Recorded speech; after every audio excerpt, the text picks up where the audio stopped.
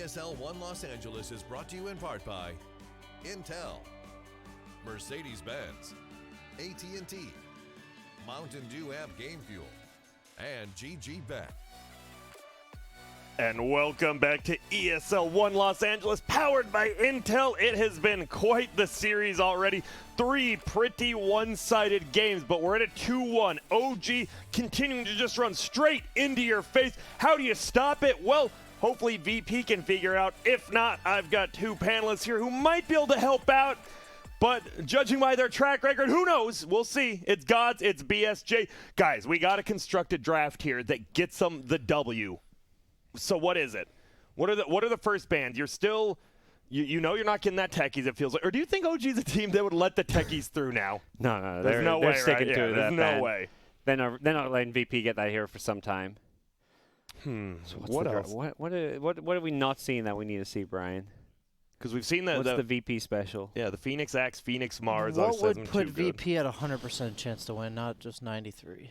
Exactly. What is it? What are they? Do they play many of the cheese heroes? Doesn't feel like we've seen him at all in this tournament. Yeah, not really. That's not how they've been winning. Yeah, they've just been straight up, been playing like as quick as OG. But it feels like OG, as Blitz said, they've kind of split up. One went team fighty, the other just went, well, we'll just win team fights by just creating a ton of chaos. And it seems maybe you have to fight chaos with chaos, but OG's the kings of that. Do you really want to play them at their own game?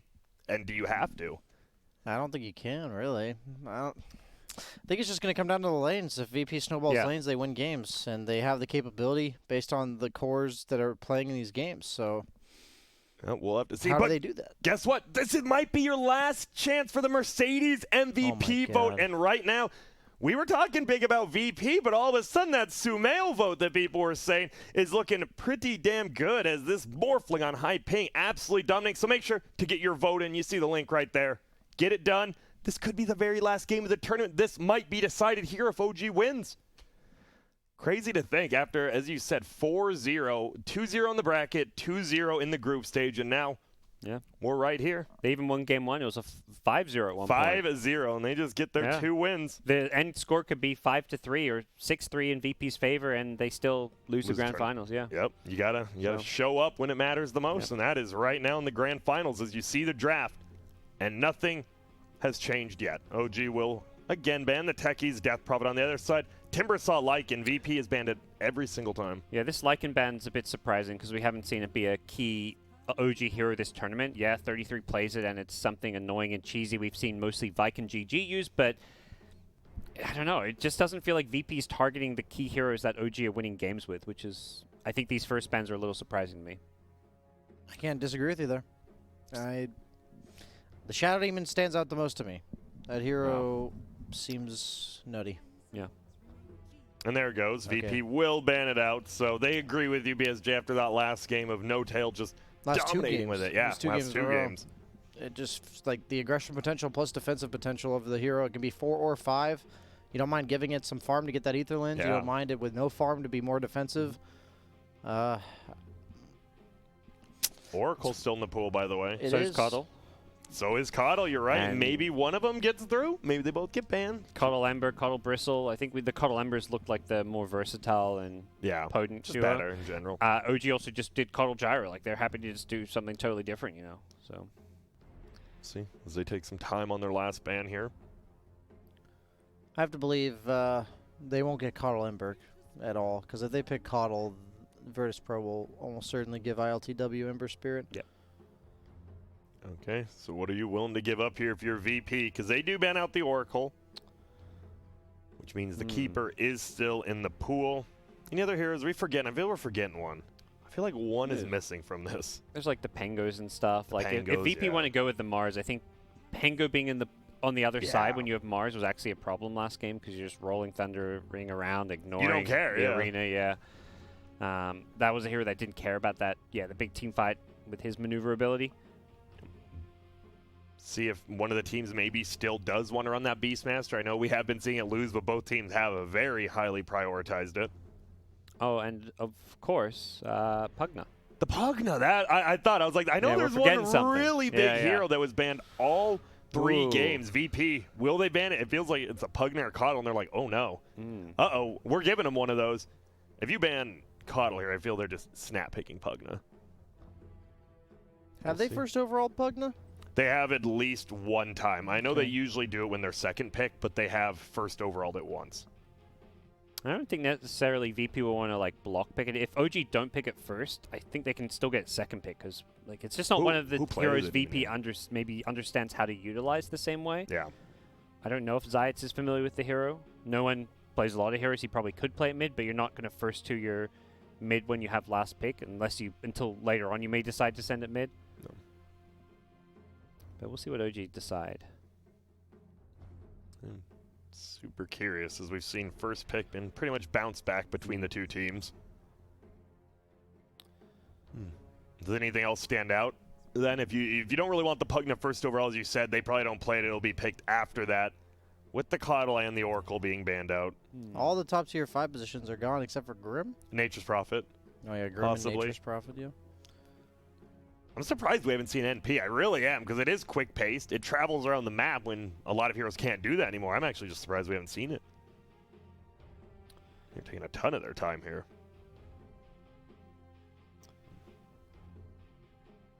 I think these openers are like the most important part of the draft right now in some ways. Like it just decides so much about how the lanes are set up, which is why reserve time was being used on even first bans, because whoever you ban third, fourth affects so much of what the openers end up being. Okay. The Earthshaker. Okay. Flexible between the 4 and the 5 secures your lanes. We talk about how important the lanes are, and they get a hero that, you know, with Fissure Block guarantees your lanes are in good position. And it's funny because those bans and that very first pick takes so long, but VP know exactly what they're going to first to pick based on OG's what opener. They see, yeah. So is it just going to be OG? Are they going to take the Pugna, or is there like another hero you like versus Ember Grim? Obviously, Oracle's out. I'm not a huge fan of Pugna versus either of these two heroes. Okay. I think Prophet stands out the most. Either, can you just pick an offlaner here? If so, like what else is there? Pango. Pango. Yeah, Pango probably. It's not. Not the greatest first Grim, Ember, but yeah. You've got the Grim and Ember both have roots, and Grim can even keep you in place during your Rolling Thunder. Yeah, you're right. Pango feels rough. Feels like a pretty nice opening from VP. Batrider, I don't know. We haven't seen much first two Batrider. It's been more like a third, fourth pick. Yeah, I don't think Batrider is particularly good against these two heroes. It's not like bad. I just have a hard time envisioning picking it here. I guess Oracle's banned, so it does go up in value there. Well, OG down to the Stumped double as digits. well, 40 yeah. seconds of reserve time. That's the other benefit of picking fast when you know how important these early picks are. Yeah, make them. Yeah. Force them to do this, and then you stump them at the last pick when they don't have time. And Enchantress, all right. I believe that is just going to be the no-tail hero, but I could be wrong. We have not seen a core, right? An Ench in a bit. Did we see an offlane in SCA? Am I crazy? I swear we saw one in the earlier regions, and it didn't work. We did see an offlane Ench, and we were like, wow, why are they doing this? And then it did horrible. So is this the counter to like a Ember Grimstroke with the Dispel? Like, yeah. Like it. Could be. That's why I thought it might legitimately be a core here, because in the lane, if it's against Ember Grim, it would actually have a really good time, I think. Yep. But, even in the mid game, just being able to purge off the heroes that are running at you, you know? Could be Seb. He did used to play it in the past. Shaker Inch is like a TI combo that we see a lot, where it's this Fissure Block for the ranged offlaner. Very independent once she gets levels. She might have just had her numbers nerfed too many times in order to be an offlaner, so I'm not ruling it out as a 5 at all, but I also think they pick it this early with the possibility of putting a core. And Ricky is one of the more annoying heroes for Enchantress to deal with, so that kind of goes along with that game plan. Yep. Now VP, they're going to start dipping into their time. Possibly getting so what is good versus if it is possibly that Ench offlane? You already have the Ember Grim, which isn't the greatest in the game. You know, maybe the lane it can do okay, but what do you take then? Is there a counter to the Enchantress? It feels a lot like the egg, right? You got to get some attack speed stuff, but well, they get Earth Spirit. You want early gank potential on the Enchantress, so I was gonna say you almost want at least either the mid or the 4 position to be able to rotate on the Enchantress very early, if it's a core. And in this case, Earth Spirit's great for that. The Grimstroke enables that really well with the Ink Swell. Like, you just put it on him, he rolls in, and gets the follow-up stun to his own roll. I don't think they'll necessarily address the inch right now because they're going to want to save their last pick for their mid carry. Sorry to cut you off. No, you're fine. I think you have to at least pick stuff that could kill the inch without it ruining your draft. Yep. Because you don't want to get to the last pick and like have OG reveal that it's potentially inch core and just have no nothing answer. to address. Yeah. Earth Spirit, I wouldn't say totally does that. It's like some kill threat, some rotation, but not like overwhelming damage to. Yeah, I think you want Pango, something like Pango, just damage that goes through Enchantress's passive, and is like relatively reliable because she's going to be standing in the lane. Whoa! Excuse me? It's a Skywrath. No-Tail's played this hero once this tournament, I believe. Yeah, they've been the one team to pick it, and there's the Bat Rider. Wait, no, timeout. Remember when Liquid picked it? No. You don't remember that? Oh, I remember. The Sky, and they ended up going off lane or something. The Skywrath Mage Legion, man. That was sick. That was... Wait, are we going to get a Skywrath Mage Legion now that there's a Bat Rider pick? I could easily see a Legion commander for Seb right now.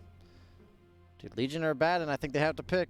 And then what do you do with the edge? Where's You put it the middle, edge or is it a going? Sky middle? It's a Earthshaker one position. Okay. They do take the Abba. There's the Batten, so it's a one position of Batten. More than likely. It's looking like. I actually don't know what else you do here. Yeah, you're kind of trapped yourself in, it feels like, with this draft. But we feel like that with every OG draft. Or mid-Abaddon? Like, they're just going to put it wherever the Bat Rider is? Like, we've seen mid-Legion, right? Against the against the Bat. Abaddon's the hardest bat counter in the entire game. Yeah. Like, 1-to-1. If you ignore every other hero in the game, like in the other 8 heroes that are going to participate in the game. What's the shield cooldown? Sorry. 6 seconds at max level. Okay, what about early levels? 12. Okay. 12, 10, 8, 6. Gotcha. I know for a fact Abaddon's going to be put against the Bat Rider in lane. At least try to. So it might be like, if it's a side lane Abaddon, it's going to be like off lane if it's a Bat 5, but it's not a Bat 5. They revealed it's a core because they have Grimstroke Earth Spirit, unless Earth Spirit's being rotated to mid. Yeah. We saw it once with Team Spirit, I believe, who ran the Earth Spirit middle. I think OG is prepared for that swiggity swerve. You know what I'm saying? Yeah. Okay. Regardless of the swerving, they do need a hard carry here. They need the Sumail hero most likely. Yeah, that's the big thing. You don't want Sumail and Abba. No. I think they're looking for that, Why not? Gyro Morph TB type hero. Yeah, any hero that stands its ground is really good with the Batten. You just want an easy shield target. Wow. That's not a hero that necessarily stands its ground, but it's pretty good for enabling Storm to go greedier items. Earth Spirit as well. Wow. It's it's the Abaddon that enables it. I'm not necessarily saying I love the pick, but it is really hard to play Bat Rider when they have a save as well as a hero that can like when you're in vision, they can just close the gap on you and kill you. It's very hard to play Bat into like Storm, Quap, like Puck. Like you're all about mobility and all about, we saw the Lycan chase down Seb in our earlier series, and he can just run away from you. But if it's a hero that closes the gap so quickly that movement speed and flying pathing doesn't matter anymore, it's very nice. So at this stage, I'm only a bit concerned about OG's draft in terms of the early damage, like super early mid-game damage. Like eventually, Earthshaker, Sky, Storm, they can dump out some damage, but in the early game, I'm not 100% sure, but what is VP's choice here? Do you have to go pick a mid, or they can pick a carry? Do you go like Monkey King? Do you go like what do you go for like the anti-mages of this world? I think you have to pick a hero that threatens Abaddon, because I think if Abaddon can do whatever the hell he wants in the game, he's hard counter to Earth Spirit too, because you shield off all of his stuff, including the ultimate. Like you can break the chain of the rocks being laid down just by shielding whoever's ulted. Could also be a decent PL game, like the Mana Burn here. Okay, but whoa, tempo! No one wants the mid matchup.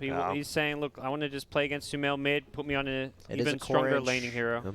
It is. TA is pretty insane for Cinch. I like Sumail, and no one were the first to pick. We've been seeing OG kind of wait. Sumail's like, nope, I want this matchup as well. Let's go. A little bit of confidence there. Yeah, it feels like you never left guessing where VP is sending heroes. Yeah, every single VP draft, like as the pick comes out, they're complete different like philosophy around drafting compared to OG. So who do we got? I know we've been going against OG a bit. You two have been going against OG a bit. This draft for me, it actually feels like the weakest one of OG's personally. I don't know if it's for you, BSJ, with your percentages, but I don't know. I don't know how the Skywrath Earthshaker Ench get stuff done early. I've lost confidence in VP, but I don't know. Abaddon's so good versus bad, but then TA is so good in this game. So since I've lost a bit of confidence, I'll go 88-12 for VP. For VP, okay. I'm going to go with OG. I've learned my lesson watching a few of the last OG wins. They're just doing it. They're just doing it. They're feeling themselves. Sumail's on his Storm Spirit now. You know, I think Sumail's looking like the MVP of this series despite the fact he's playing on NA ping. And OG, I mean, VP just aren't playing their best out today. So. Yep, we'll have to see. This should be a very good one. It is going to be game number 4. OG is up 2-1. Can the No One TA bring it back to a 2-2? Or will Sumail zip himself into that 3-1 victory? We'll have to see with Cap and Blitz.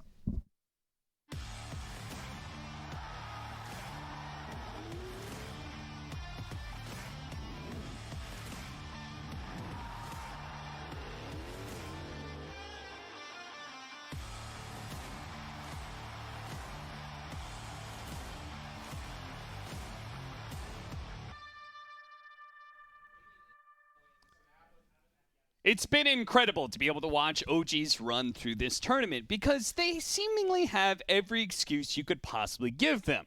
You've got a carry on high ping. You've got 2 stand-ins. Stand-ins that, by the way, have a role where they can't actually play. There's no mid laner here. You've got a carry. You've got 2 off laners. There's no actual mid laner. You've got every excuse you can give OG.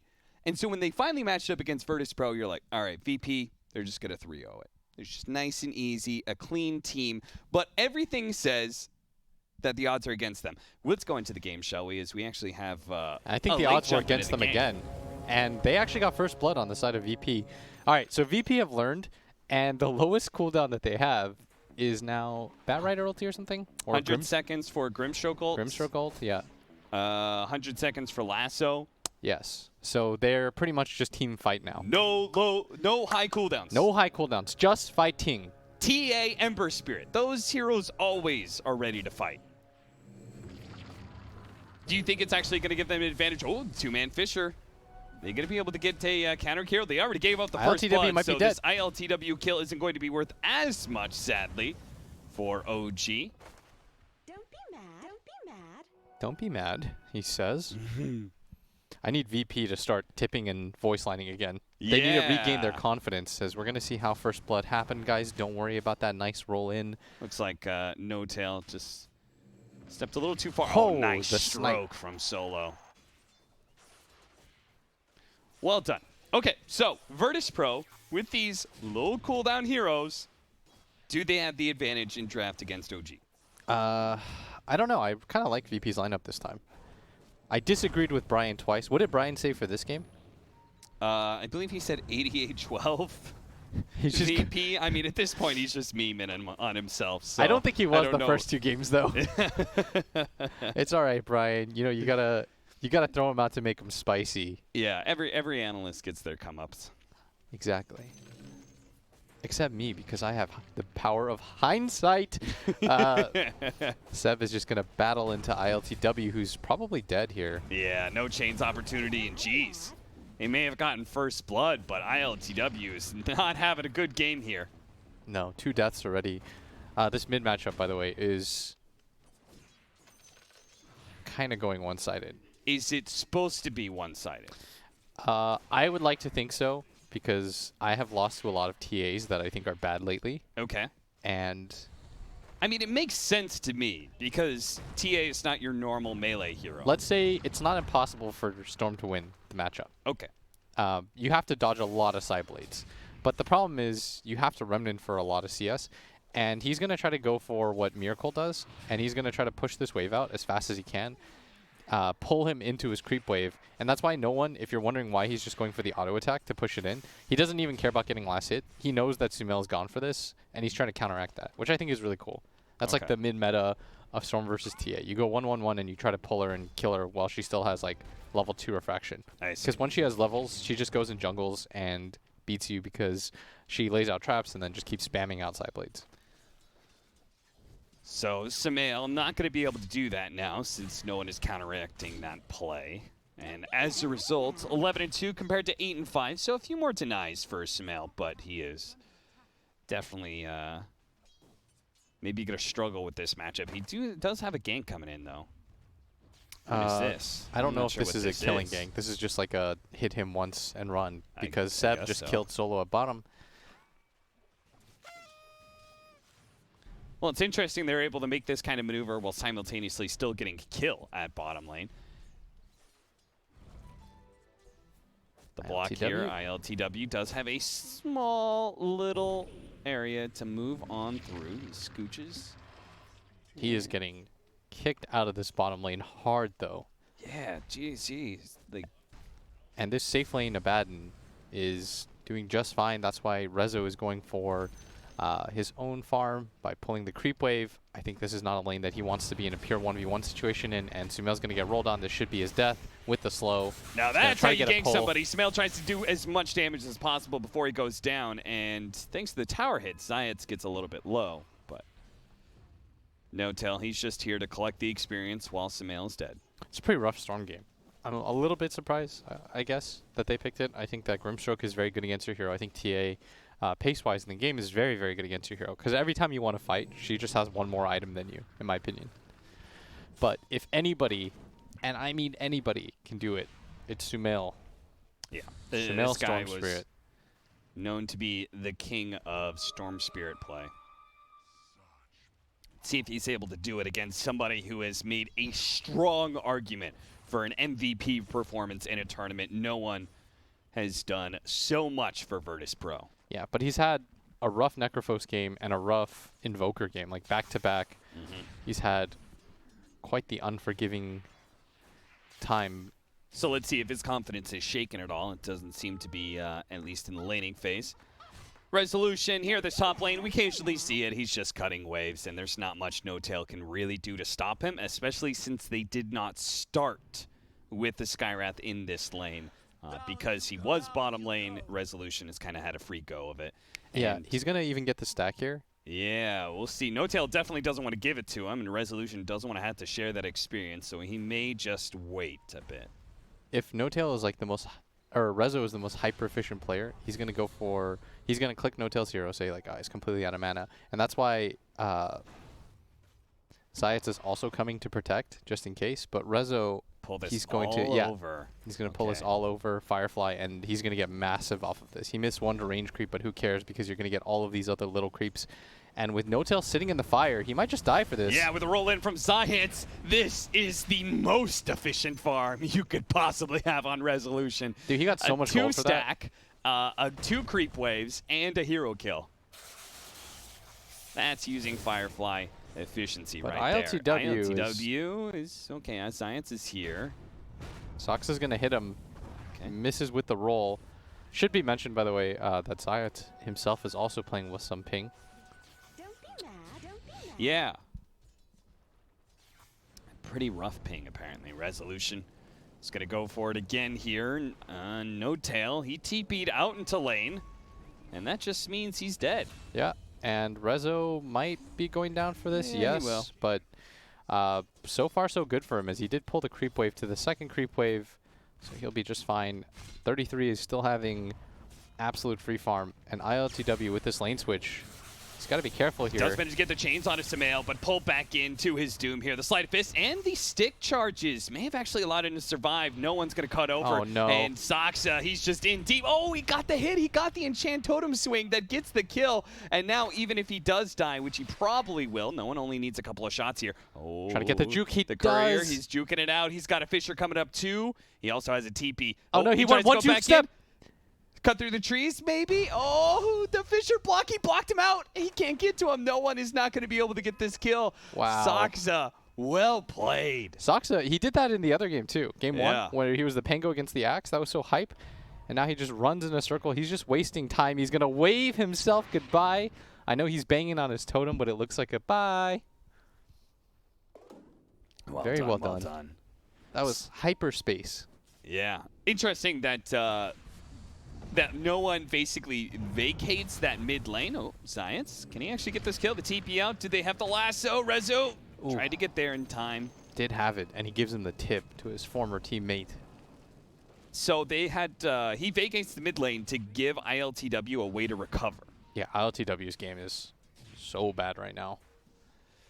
only 1,700 net worth at 7 minutes, almost 8 minutes. Solo's probably going to die for this. Not even going to get that ink swell off. With the creep that 33 has, they're going to position themselves to pressure this tower. And this is how OG are doing it in this series right now. Play fast, just continue to run at them, take this pace. Do not allow VP anything. And Zayats is doing a really good job on this Earth Spirit, just roaming around, getting kill after kill. But you have to imagine they need to get on more of these lanes.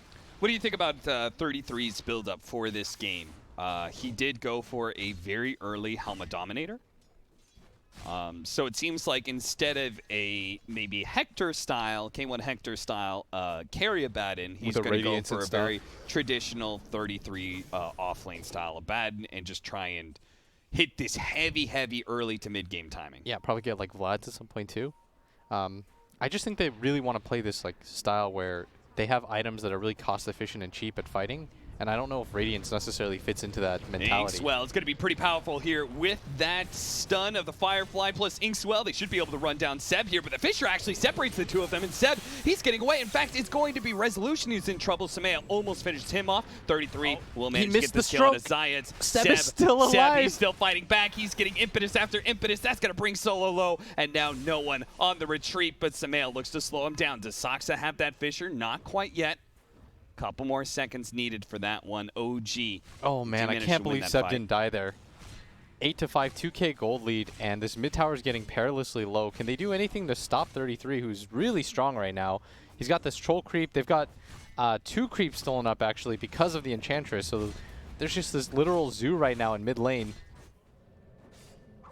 No-Tail's gonna TP out to ILTW. He can't catch a break. The chains, it doesn't hit him. No-Tail gets away. Down you go, he says, as their mid tower does indeed fall. Resolution, not much he can do in Abaddon. He's instead maybe going to try and go for Seb here. Saksa in the back line is being assaulted by no one. No one slowing him down with trip after trap. No, Saksa does eventually fall, but so does Resolution. Trade out there to the favor of OG. Yeah, you're going to say worth it every single time, and they're going to get the ward too. OG is getting rich in this game. Sumail is starting to catch up bit by bit. I mean, he's only 100 gold behind the T8 in a matchup where he was getting bopped pretty hard. And now he's found a DD rune. And this team is really good at just pushing pace and continuing to run. And you can see that VP, and they're struggling, especially because ILTW has just spent this entire time trying to catch back up. His laning phase was ruined pretty hard. But I still think VP can win this game. I don't think they're completely done or anything.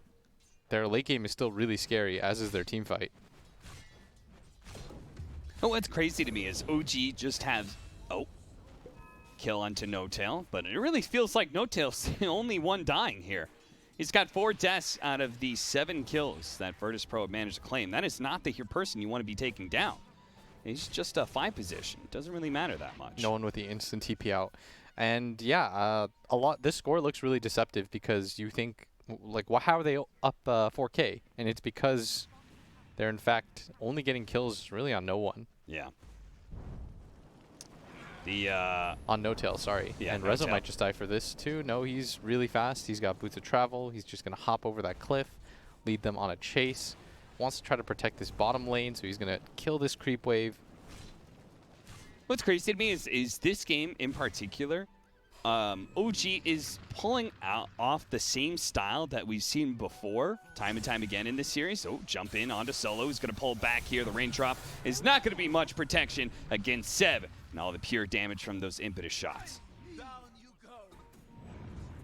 Roll back in onto Sumail, low on mana. Nice. They're going to be able to get the combo onto him with Resolution on top of the Firefly as well. They're slowly bringing him out. 33 is going to be here, though. The Aphotic Shield, and that stops a ton of the damage. Seb, that's going to be a secondary target here. Seb is going to get burned out before 33 has a second round of Aphotic Shield. ILTW still going for that back line. Really wants to kill Sumail as quick as possible, and he does manage to get that one. Zayats with the double kill. Keeps on going. Saksa turns around with that ultimate, the Echo Slam. Not enough to kill the Ember Spirit, though, and 33 just being side-plated. He's bit dead. by bit with no ultimate left. They do manage to get Zayats, though, thanks to No-Tail and that Fissure from Saksa. Still a really, really bad fight for OG.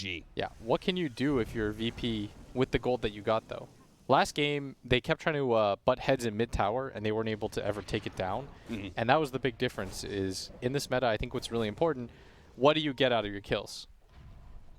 What are those kills leading to? Yeah. Because the gold that you get from the towers and the map control, that holds pretty well in value.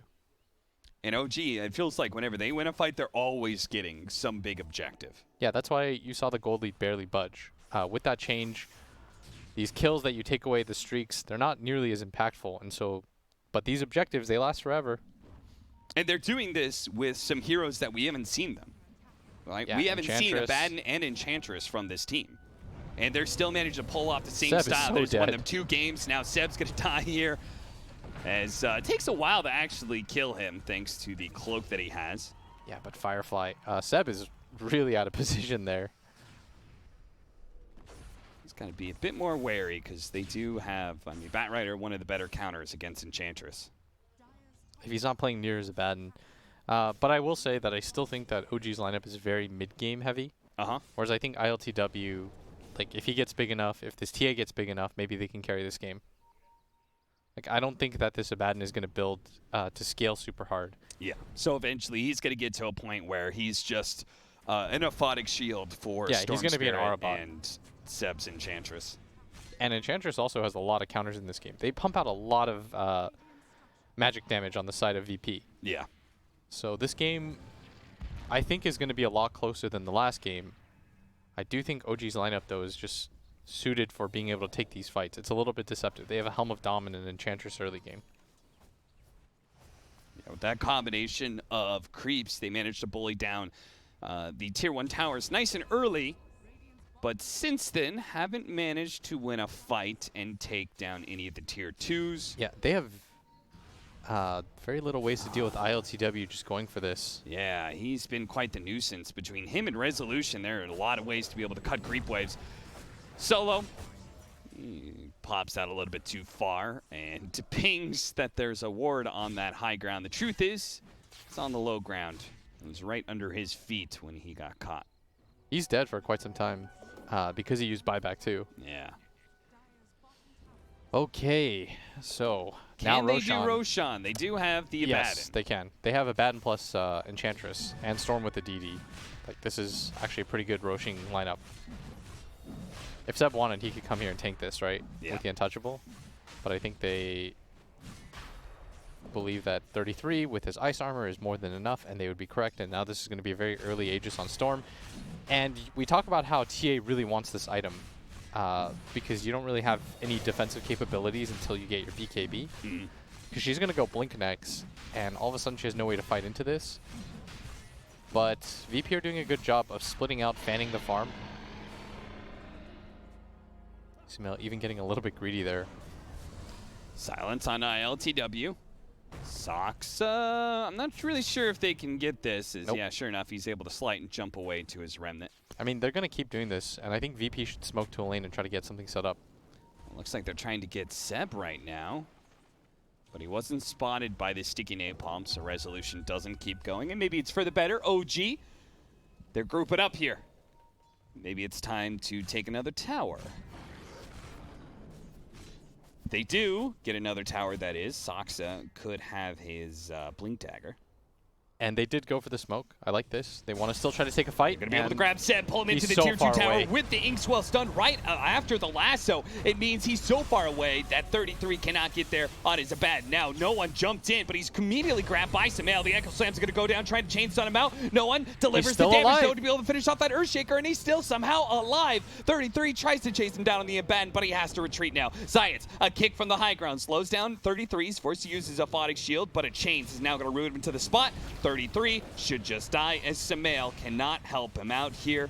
ILTW gets the double kill. Ooh.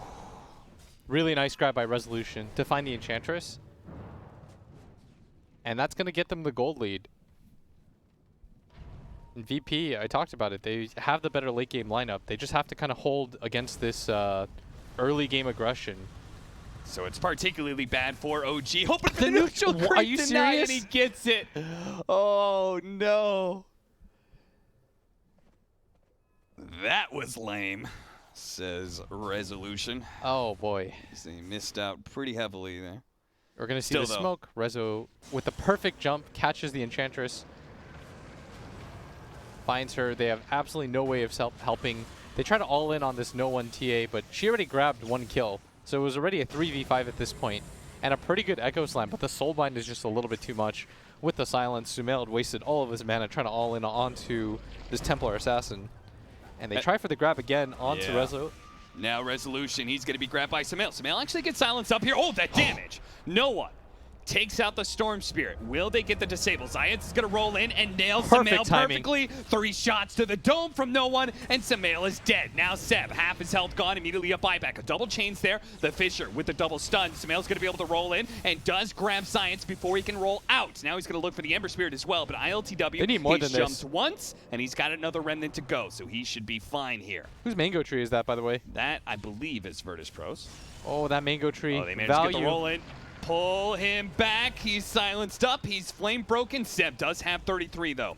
And he knows he can kind of keep going as long as he's got the Aphotic Shield here, but now they've been soulbound together. No one. He got the mega kill streak, but he's going to be needed here for this team fight. He quickly takes out the back line, and now 33 with his ultimate already being used. He will slowly but surely be chased down. Sumail, that's a problem for him. He turned around and hit some creeps. He has no mana to be able to work with here. He is going to be chain stunned and a dieback for him. OG losing back-to-back-to-back team fights there. And this will finally be their mid tower going down. ILTW has come back finally after being so far behind in this game. We're seeing his impact. He's got a Maelstrom alone. He's saying, I will not repeat the mistake of last game. I will not just farm. I have to fight my way out of this hole.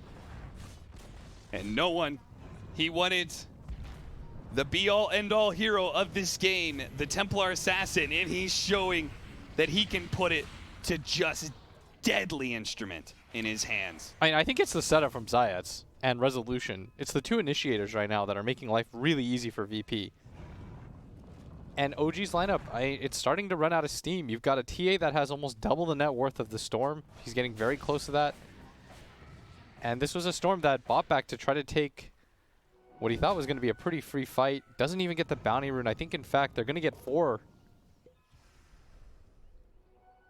Yep, that's 4 runes. And all of a sudden, we've got a 5k gold lead. We're just going to trade Stomps out for a game 5, I bet. Yeah, it seems like it's Seb Seb. He's going to be again. grabbed here. Lasso, Inkswell stun. A lot of damage coming from ILTW while no one quickly blinks in and deals with No Tail. He says, you're not going to be bailing out your brother here in arms. We're going to get a secondary kill and maybe a tier 2 tower to add on to it. Rezo has found Seb so many different times. You're supposed to have the Abaddon as a Bat Rider counter, and we've just not felt that this game. No, Seb always seems to be too far away for 33 to react. Dude, Brian's going to be right. I'm so happy for him. Oh, gee, they survived through a 5% chance, a 7% chance. The 12% chance was too much for them, it seems. It was too high. Maybe that's why they got to put themselves in the hole right now. Down 7K. You get down 25k, and then you'll start to make the comeback on the Divine Rapier Enchantress. Dota Plus siding with Virtus.Pro, 62 to 38, it says. You can see the GG bet odds as well. Heavily favoring Virtus.Pro, as it probably should, because we said early on when Virtus.Pro was behind that they did have better late game.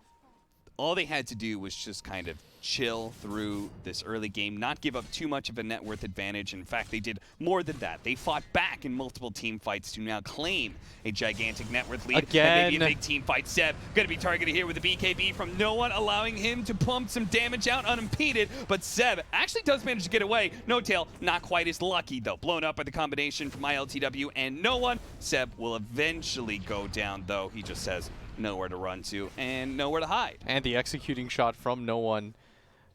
It was that fight where they try to fight with the Aegis going onto the low ground, but it started with Seb getting picked off and no one tanking pretty much every single ability. Now that he's got his BKB, he's good. Oh, 33. look at that. Zayats. He's got the distance of the rolling boulder talent, and he used it to catch up to 33. 33 tried to hide behind the tier 2 tower, but because of Zayats, no one gets the beyond godlike spree. Hello. ILTW, though, what happened there? He was just getting a little bit frisky. Looks like he got Blink Echo slammed. I guess not a whole lot of shame in that, and they protect the more important killing spree in the Beyond Godlike on no one. He gets a tier 2 it. No one still has not died in this game, and he had a very good mid lane matchup. He just continued to hit Ancients. He knew that this game was going to turn around as soon as they took one good fight. So far, so good. I want to see a game number 5 to see which team can play faster, because these guys just battle it out for the early game lead. And will Rezo find Seb for the 5th time?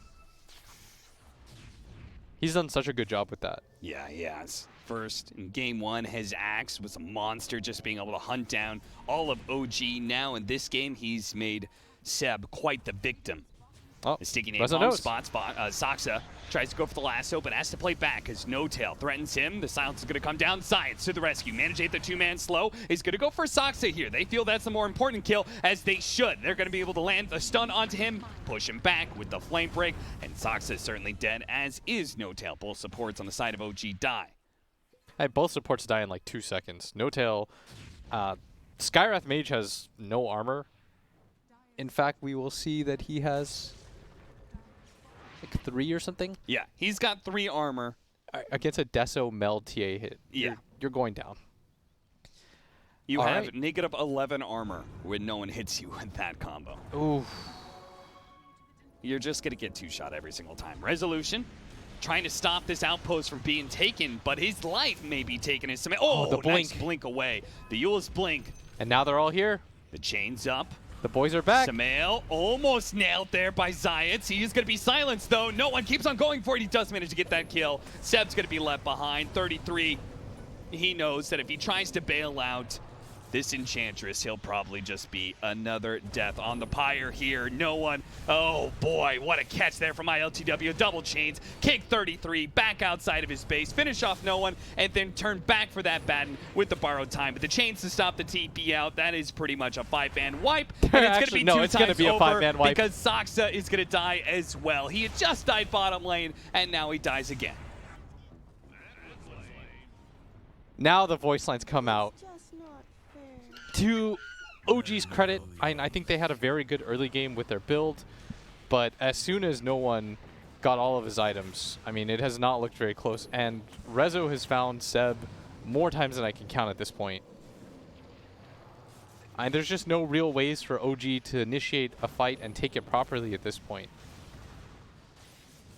They just keep on running over OG. There's no clear semblance of a front line and initiation for OG. They're just getting picked apart non-stop by Virtus.Pro heroes. Now an Orb of Destruction, so add in even more minus armor for no one, and give him an Aegis as well to That's wish good him for No on Tail. his way. This is fine. He's happy about this. Hey, he's got some armor. That's from the tier 3 It's tower, from the though. tier 3 tower. All right, so here's what he does. He stands near the tier 3 tower at all times, pumps up that armor as much as he can. And then still gets 2-shot? Well, maybe he gets 3-shot instead of 2-shot. No, I think he gets 2. But it'll be 2 difficult, hard-earned shots. Yeah, with the proc of the MKB, Jesus. MKB, huh? Does anyone even have any evasion? They don't even have a Heaven's Halberd or anything yet. He's planning for it. This man is so far ahead in his build. He's OG building haven't even theoretical begun- items. They haven't even begun to think about items to counter him, and he's already countering the counter. Oh my god. No one's having a good... This is a good, like, purge game, you know? He's just mad about all the other games. Just getting rid of all the frustration that built up from those 2 losses. He's getting tipped. Oh, the long zip in, and it misses. Sumail. Point there. I saw it coming, and it was kind of getting hyped, but then I realized the angle was nowhere near. Rezo 5-3-17, his bat rider. Oof. Yeah, that escape that he did earlier with the Yules and then the blink away. Baited the entirety. And now he's going to be gone on here. Can they actually blow him up in time? It looks like it. They've got plenty of damage on the side of Alliance. Okay, now we see how heroes can actually die. We need a little bit of distance for Seb to output that pure damage, but they can potentially 100-0 some of these heroes. ILTW is dragging them closer to his ward vision. This is really smart. Zayats, they're going to give him the Inkswell so he can get right in the middle of everybody. Doesn't actually hit the stun, but he does hit the silence. Tries to go onto No-Tail, but he's pulled back in by Sumail. Now Resolution's going to be able to grab Sumail, but Echo Slam, it stops him in its play. But no one with the BKB. He's laying in the damage. He's already killed the Earthshaker. Now with the Soulbind of these two heroes, they're also silenced up. They can't actually save No-Tail. Hell, they can't even save themselves as 33 is going to go down. And Seb, bit by bit, shot by shot, he pops the Get out of there, Seb. but he doesn't have a TP to get away. Don't be mad, he says. Don't kill me. He hopes. But no such luck. Virtus.Pro win another fight. Rezo actually diebacked. Okay. All right. So He strayed a little bit away from the team there. that was very far away from the team. And that all just comes down to ILTW dragging them into vision. You can fight very easily at that point if you're no one, when you see all 5 heroes on the map. And it was a little bit of a mistake by Zayats. He was trying to stun multiple people with his Inkswell and ended up getting nobody. But it doesn't even matter with the lead that they have. They're just too far ahead right now. Maybe if Storm pulls off something crazy, though, I could see a comeback. But so far, we've just kind of traded out stomps. I'm really hoping if there is a game number 5, it feels like it's not just over at 20 minutes. Yeah. Maybe it'll be similar to the EG secret matchup at Dream League Finals. Did That they was just trade out also stomps? that was 4 one-sided games, and it was only I think the 4th game that was a close, fun one.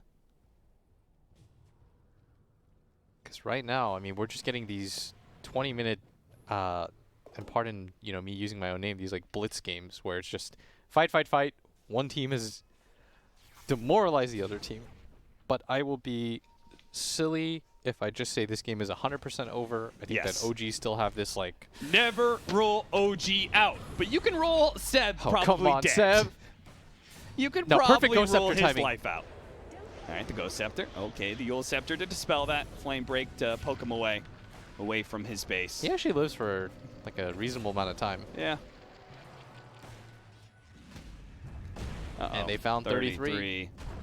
They have plenty of stuns, so what's the boy to do? He's just gonna keep running, survive as long as you can. Pop the borrowed time at the right time to take some damage off, but no. I'll just follow him. He is not advanced in gold at all. We talked about how he had that really early hum of Dom. They took that tier 1 tower top, and since then he's got Vlads and nothing else. And that was like 20 minutes ago. TA, on the other hand, has 5,000 gold. They're going to pop their pair kit. It's a good item. Kit. But much like how we were talking about whether No-Tail dies to 2 shots or 3, feels like this melee barracks may eventually die. Well, he lost his Aegis, so OG, they can formulate a response here. Yeah, this could be their opening. The long hit. Pop! It's only one set of racks. Yeah. They do have the Aghanim Scepter almost being done for Sumail. I don't know what their combo is going to be off of that. I guess it's just Echo Slam, but they don't have any other AoE damage to pump into it. So we're going to need a Dream Echo Slam for him. No-Tail, well, he's dead. Shot. Okay, there goes. They managed to get the double pull. 33's trying to protect Sumail right now. It's locked in by the Yules Soulbind, onto but the no chance. Earthshaker. No one does too much physical damage. And now they've nailed Saksa. He gets off the Echo Slam, but it is a death croak from him as he falls. No one gets the ultra kill. Give him the Rampage. Just do it, VP. Look at him. Surrounding Sep like that. They set up no one. He stuns up the Earthshaker as he blinks in. Yeah. Then they Yules him and they fan out, and he hits a similar big ulti that Zayats did. So we've seen both 4 positions now. Trade out big whiffs. No problem, though. Virtus.Pro, they did a great job setting up OG for no one to knock them all down with that big Templar Assassin. We did see OG taking that early game, and Virtus.Pro finally had an answer, right? And it was the low cooldown heroes. it was, okay, so your takeaway from this game is always be able to fight. Always be able to fight. Please. And there's Don't repeat game 2 and they're 3. going to say, we need Mars, Phoenix. What else is really You know, we high? won those team fights. You know, it'd be really sick if we had some big explosions during those team Very fights. true. Maybe that's what Virtus.Pro Zayat's needs. crushed it on this Earthshaker. Zayat Yeah. and Rezo, for me, Their spirit, their yeah. two names are coming up way too often. Them as playmakers. Give these boys good heroes. Let them play. This series will go the distance. It's 2-2. Virtus.Pro and OG. A Game 5 awaits after the panel. Oh, yeah. Game number 5 coming up at 2-2 in this best of 5. Looked like maybe OG after those first couple of minutes was going to shut it out 3-1, but nope. Low cooldowns, no one being the best player in this game. It felt like just manages to snag it. Did he end up dying 22-0 and 12 Oof. on that TA? Absolute beast one as we look at the stats. And we keep bringing this one up because I think it's the biggest stat, the hero damage. 78,000 to 37,000. That's the biggest gap we've seen, I think, actually. That is insane, and most of it's probably on no one. So what do we take away? Are you with Blitz? Is it just low cooldowns? Let's go. I just want to apologize to OG for believing in them too much with my 88-12. I think they're a single-digit team. They're underdogs. They need to know everyone's doesn't have any faith that they're going to win the game, and The doubters feed them their energy. yeah, really. Yeah. And I think I gave them too much energy, too much credit, or took away too much energy. I think the TA pick was just too good. It's really good against a Batten because you can make him commit his ultimate too early in the fight because it just takes like 3 hits. It's really good against Enchantress because even though you're not attacking very fast, it's also like 3 hits to kill her. She's super low armor, can't afford to build armor because she's against so much magic damage. And then Storm, you just don't have the damage to kill TA. So how do you kill the TA, really? I think we needed to see one of the OG cores play more greedy for themselves. Like, yeah, like you know, a if this Radiance is on a Batten or if this something. is a Hector Abaddon, you know, I think it's a very different build. He's getting Radiance into like a Halberd against the TA. And I think you've got a very different kind of game. That's not OG's way. That's not how they win games. They don't play greedy. They play fast-paced. They run at you. They're not looking to get farm on anyone other than Sumail. But this Storm was getting controlled. The Searing Chains, the Earth Spirit. At one point when he has the Aegis, he dies 3 times within like a 30-second window. That's after buying back. That's just like game lost right there. That's when the game turns. Because before that, OG had an Aegis and was still in a pretty good position. It seemed like Seb and 33 were not on the same page because there were several times that Seb got lassoed, and I think when you have a Batten on your team, you just shouldn't. Unless he has Blink Force, where he instantly forces away, I think you should always be in position with each other. The shield, even though it's super low cooldown, is pretty low cast range. So just a little bit of sloppiness, I think, from OG also contributed because they did have, what, like a 3K lead at 10 minutes or something? Yeah, they 2 did. to 3K, Yeah. I'm not sold on the Skywrath Mage. I didn't quite understand what the purpose of the pick was. It's one of those series that seemed okay in the lanes for the first like 5-10 minutes. Like that's maybe partly why they got that lead. But ultimately in the mid game, it's not a hero that's offering much other than a bit of extra damage output. But you're just dying instantly. Notel ends the game with 13 deaths. He was just food for the TA, the Ember, Rezo's Bat. Yeah, can we just be real? I know it's OG and they make drafts work, but Skywrath, Storm, Abba, Ench, and Earthshaker, is that really a lineup? If you put that on any other team, you would give them a 0%, right? Yeah. Were we only giving them a chance because it is OG? Like, to me, this draft is, what is it? This looks like a Beast I don't Coast know. draft, I'm going to be honest. Okay, That looks okay. like a Beast Coast draft. It actually true. kind of does. You're right. It Stinger does play the They- Ench as well. They play 3-position Ench and, you know, some mid-storm, some safe lane Abba. But like in the grand finals, you could end it, and you take a Skywrath, which nobody else is playing. Pretty damn bad. The core, and I don't know. For me, I love OG because they do this, but also when your hardest carries an Abba / Storm Spirit, like I know it's low cooldowns and I know it's all that, but as you said, you kind of did get cheesed with the TA. Like TA is kind of a cheese hero in this game. It feels like, and you got owned. Yeah, you just have no damage instances. I was almost surprised that he didn't go Radiance for that sole reason. He also had a really good start against Bat. You're going to free farm. Rezo, like, actually managed to do a great job recovering in this game. And I don't know. Where does it all go wrong? I think since the laning stage went so well, I'll usually look at that first volley of items because that's like how you translate from the laning stage to the next part of the game, or transition, excuse me. And Other than the Abaddon Radiance that I just don't think he's ever going to build, I don't know what else you would do. I think you have to go Hood on Seb because you're against Grimstroke, Earth Spirit, Bat, even though you're against TA. She was tanky this game, even with just that Hood. Like, they weren't killing her, but as you said, maybe not the same page with that ABBA. It just doesn't feel good on Enchantress if you're getting initiated onto, even if you get saved, because you rely on hitting people from a distance to do damage. So even though you're living, you're not actually doing anything. All right, so before we throw to a quick break, what's the biggest change you do for OG now? Because now you are, I mean, it is tied 2-2, but you did lose the last game, so I'd say maybe you are in a little more of a back foot. Just don't pick a Skywrath kind of thing, or is there bans you'd want to see? Maybe the Ember is a problem even without the Coddle? I think they just need to reel it back in a bit and stay a bit more in the realm of their heroes. They actually could have first to the Pugna, for example. I think VP did a nice little switch up with the bans. That caught OG a bit by surprise. But yeah, picking ABBA and Skywrath this game, both heroes just felt a little too different and new and not something OG's really excelled on. Yep. I didn't love the Skywrath mage just because it revealed almost immediately that the Enchantress's core, and then at that point they're locked in, and then they chose Bat TA as their last two heroes. And even though they had counters to Bat, it's like your Enchantress core is a hero that is either going to do a ton in the game or be completely useless. And so you can't afford to have it be telegraphed like that, I think. Okay. They never do that either. Right? Yeah, like, they usually don't. They actually usually do not. Going into like the 5th pick, you're like, who's what? Yeah, but Skywrath kind of gave it away, so that means it is going to be a game number 5 in this best of 5. Who will be the champion? Will it be Virtus.Pro? Will it be OG? You'll have to find out right after this.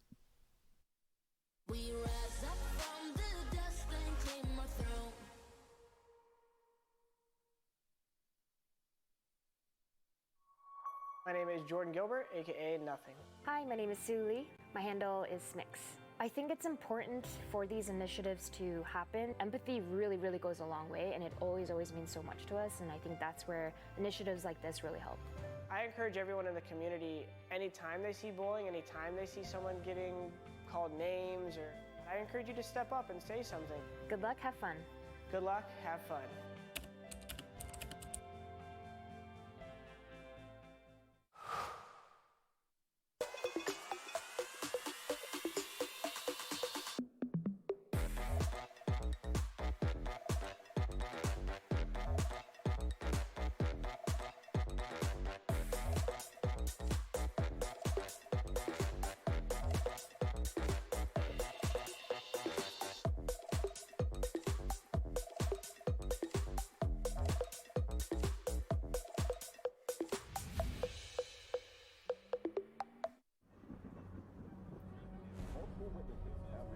Mysterious shadow sightings all around the city. According to experts, the origin of these shadows is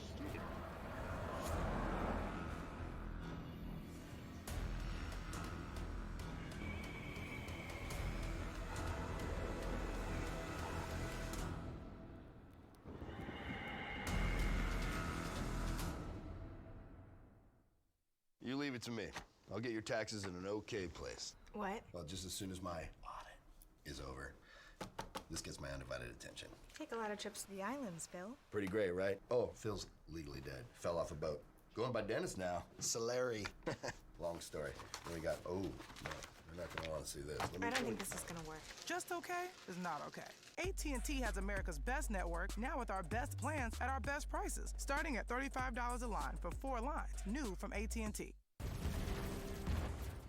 Everybody loves an underdog. Who needs to be liked? Mountain Dew Amp Game Fuel. Victory in a can.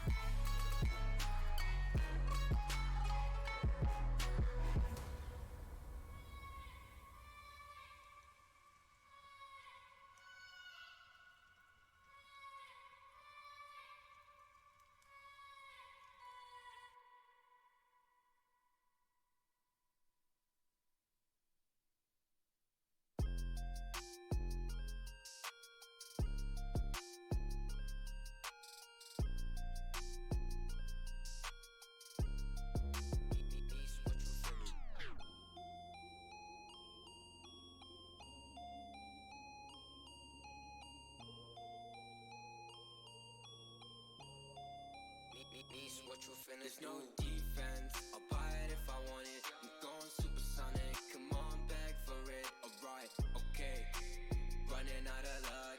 Too much in my cup, Nishi run it up. Why you always tripping like you top? Cause you not my team pop. Shawty, I know. Why you always tripping like you top? Cause you not my team pop. My team pop. Who really got the block, sipping to rock in a cop car, they say they wanna party with us 12 X and how much be that poofy, it's a la. My feature price bigger than your bank account. You talk about it but don't show us that about. These boys only flexing with that allowance. We swimming in the down. I'm only f***ing you if your toes cute. Brown skin, goddamn, that's my soul food. I'm winning for the record, check your memo, bro.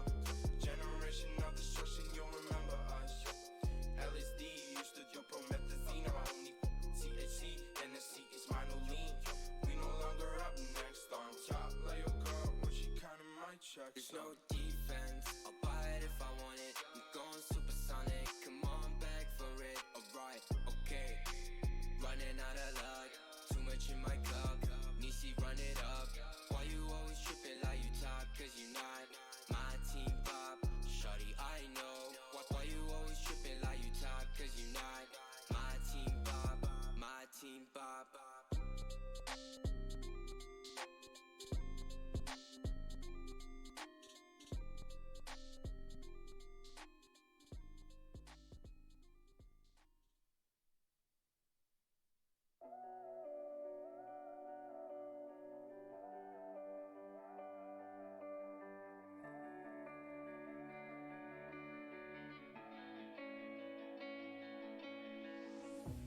Chasing love in an empty bar.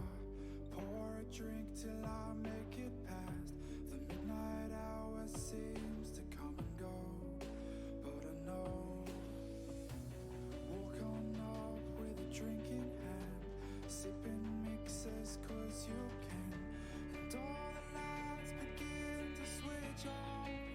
You're chasing the night, holding on for life.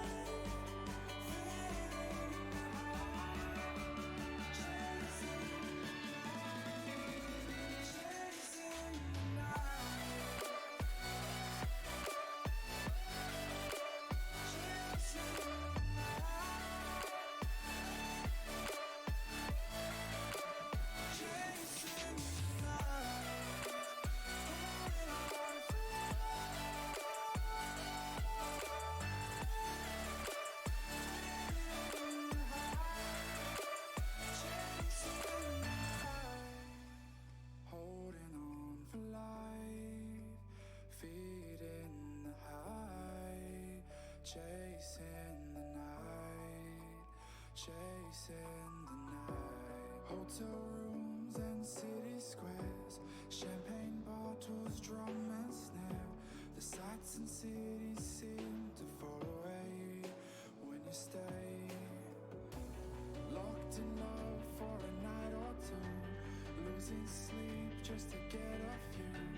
Day to day you wanna stay out. You're chasing the night, holding on for life, feeling the high, chasing the night, chasing the night, chasing the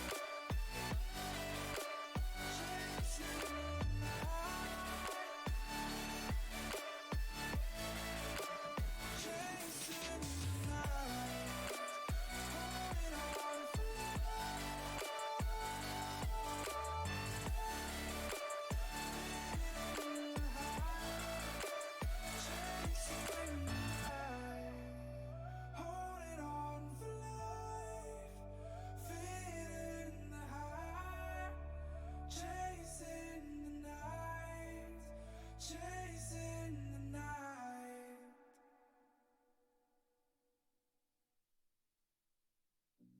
I've been working part-time jobs, chasing all my dreams out lately.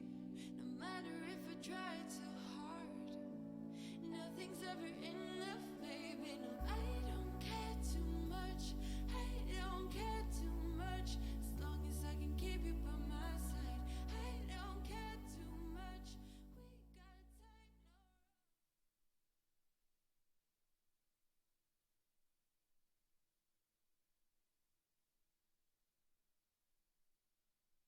ESL One Los Angeles is brought to you in part by Intel, Mercedes-Benz, AT&T, Mountain Dew App Game Fuel, and GG Bet. And here we are, game number 5 of the grand finals of ESL One Los Angeles online, powered by Intel. And we've seen 4 games now, and they've been a little bit one-sided on each side. This new patch, people are still figuring it out, but who will figure it out better? Only one team can win, and it comes down to one game now. Luckily, I'm joined by BSJ as well as Gods. And let's see what's going to happen here. We are not going to see a Techies, but you know what's something even bigger? Nothing.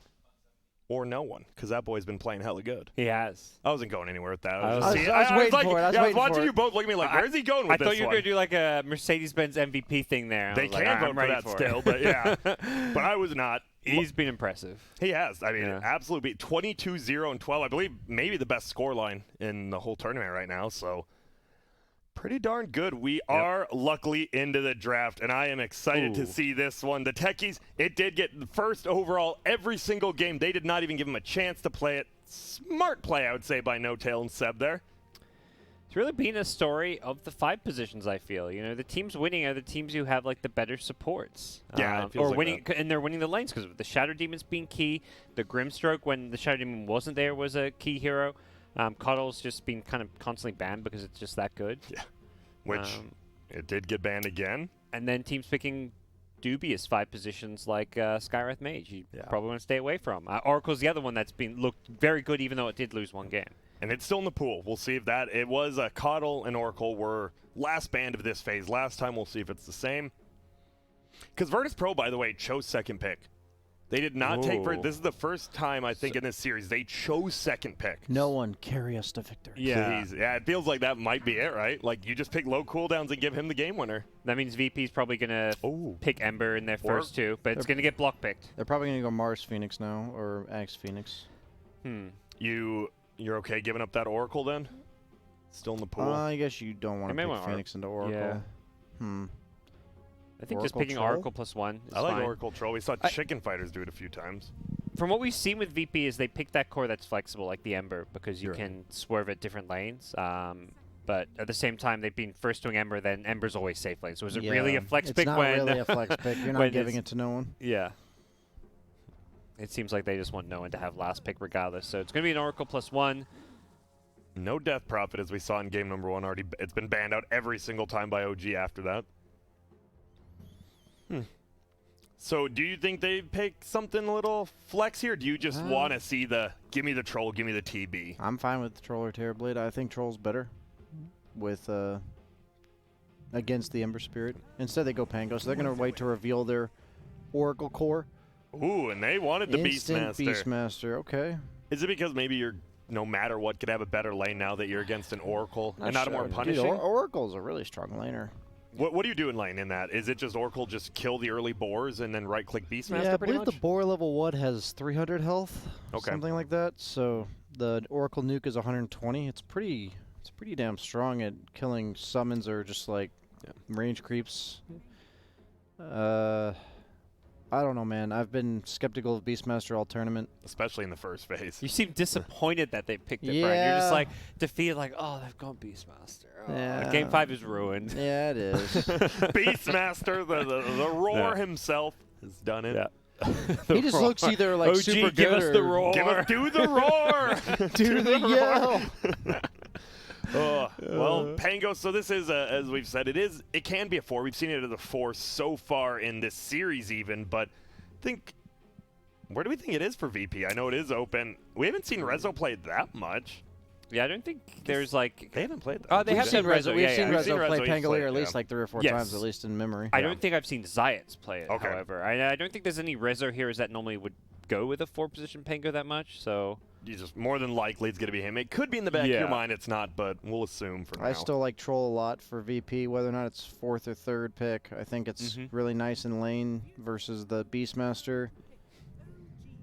They go for the Bristle. That's another hero that's really nice in lane versus Bristle or versus Beastmaster. It's nice in mid if they want to put it against the Ember Spirit, like depending on where OG puts the Ember. I imagine they look at when OG won with Ember early running at them, it was the Ember being enabled by heroes like Darkseid that's now banned, and Grimstroke, which was banned on the first stage. Yeah. So this Ember is nowhere near as scary without those heroes just beefing it up. Let's see. OG possibly get a reveal if this Beastmaster is that crazy no-tail 5, or if it's just standardly Saber 33. So what's like a second offlane hero that's good against Bristle? Bat Rider? Bat Rider? I was thinking, yeah, but then you got Oracle, Oracle, though. Yeah, that Oracle hero, we've been talking, denies so many. Bat Rider and Oracle, right? It's funny, Oracle denies Bat, Bat denies tons of other heroes. Maybe it's Legion Commander again? I don't know. They're this team that just picks these out there heroes that no one else is playing. Yep. Skywrath Mage? You have chains into Skywrath Mage ulti? Get out of here. Nick's Don't ever say that again. The Silencer. Wow, you proposed this one earlier. You think it's a 5 position? This is 5 This position. feels This is 5, 5. They're not doing Core Silencer. What if they do 5 Beastmaster Core Silencer? What are you going to do about it, Guts? I'm predicting OG for sure then. Yeah, okay. It's already over I don't at think that they point. will do it, so I'm 50-50 on the draft. If it's Core Silencer, OG's won it. Okay. I think this is just no-tails here, though, yeah. Do you really? I don't know. I know, obviously, because Bristle, you don't want to cast this stuff, but it feels like Bristle just runs you down and doesn't care about the damage you do with Arcane Curse to me. It's very odd you to do me. care, but you also have Oracle to purge it off of you Yeah. with just Fortune's End. I think the Silencer is this pick, being picked man. more as a one-to-one counter Oracle, so you can go on someone with a Roar initiation, And then- they're going to die Okay. because you've got Global. I like that. So we got to keep in mind, we've seen it. Yeah. We know Solo's a very good Oracle player. The precast. But is he a god tier Oracle player where you precast your Fortune's End on yourself when you think they're going to global? If you have Vision, it's a lot easier, Yes. which is Still I think, difficult hard. to pull off, but if you do Yeah. it, you purge the silence immediately. I'm excited because we've seen it before. Pop-Tart, we don't want to call you out, but watch that warding game because it's Yeah. going to be important this game. He's calling you out, Pop-Tart. I'm calling you out. just You're in a case scrub. you weren't aware. Pop-Tart, shout out to him. Observer, he's done great. The whole event, he's been observing the whole thing, so Yeah. big shout out to him. So what's the Zayat's 4 position, I imagine, to go with Pengo? Or what's the Rezer hero? Because they're almost definitely saving no one's here for last. Yeah. Against Silencer. Well, I think Dazzle would be great. Oh, wow. Wow. Dazzle, though. Guardian Greaves Builder, obviously, against the Silencer is always good. It is. And it's really good because you lower the cooldown, so... They're pretty light on stuns right now, especially against an Ember Spirit. Makes Ember, if he ends up in the side lane, his lane's just a lot worse playing against a Dazzle. I feel like VP are realizing the lanes and early fighting is key. I know Will harped on it a lot as you've got to be ready to fight if you're VP. And they've gone Bristle, they've gone Dazzle, Pengo, low cooldown ultimate. You have... Oh, go on, sir. What's better than low cooldown than a hero whose ultimate gives them cooldown Lower reduction? cooldown, yeah. And I was going to say, I know we're saying no one should get last pick, but now all of a sudden, do you have to be worried about this Ember going middle? You just get destroyed by Dazzle. It's kind of an open pick, I feel. And we have seen no one play it in this tournament. Tusk is... It chews through these bristles, but I think Penglier is one of the better heroes against it. I also think Dazzle might be a decent core against it as well. There's going to be this whole battle to get to the backlines of VP, because if you can't get through this initial wall of Pangolier plus Bristle, the fights are going to be way too difficult to kill anybody. But at the same time, if you can burst the supports, VP kind of just... VP needs all of their heroes to be alive to function, basically. Yeah. I mean, you talk about this wall and getting the backlines. I think VP needs some stuns to protect that backlines, because you can just run on through. Yeah. It's only the Pengo ultimate right now that offers any control, really. So we need to see a last pick.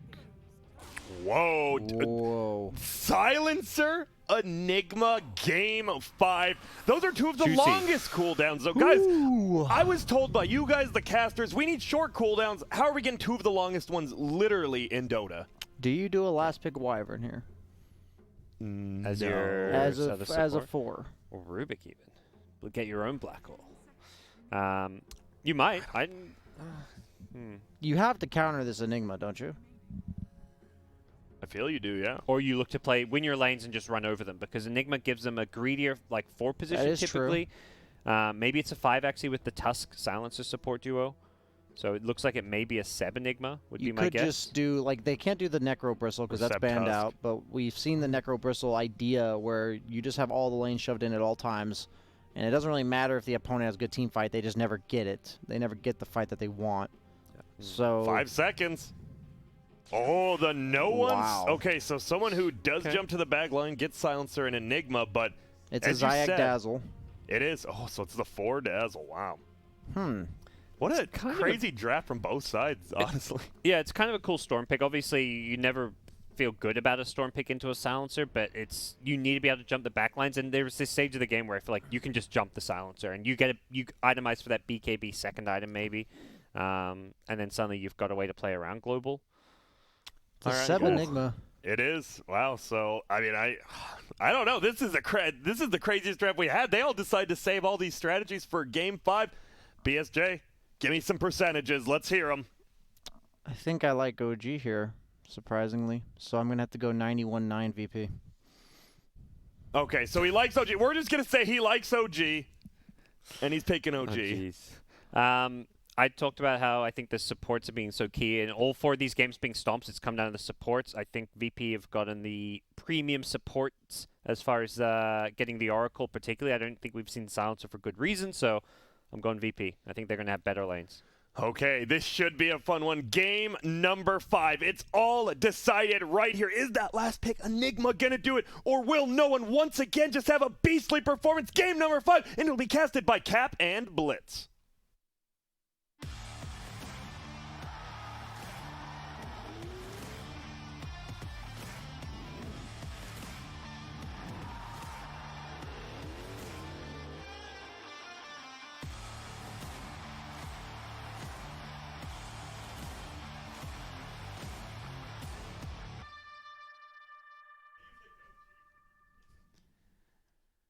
That's right. We've gone the distance, and it is now 2-2. All that's left is this Game 5 between Virtus.Pro and OG to determine who's going to be your ESL 1 LA online champions and be taking home that $60,000 prize pool at the end. See the odds, they are getting closer and closer, it feels like, as is deserving for a Game 5.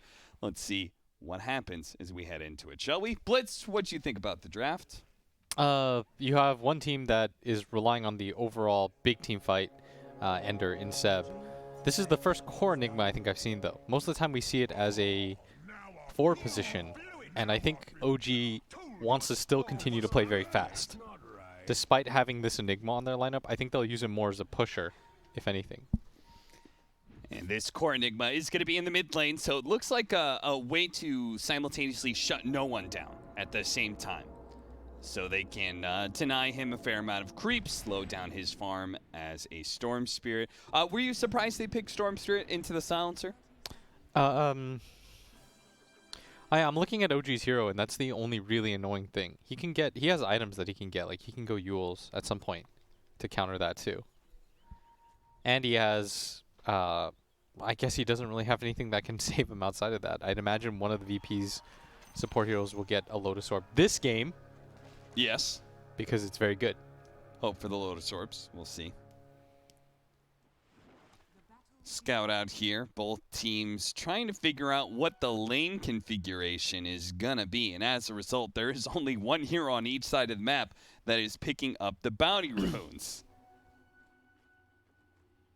Now, the rotation might actually work in the bottom lane, because Bristleback is already set up at his safe lane tower. So Virtus.Pro, this is what they were looking for.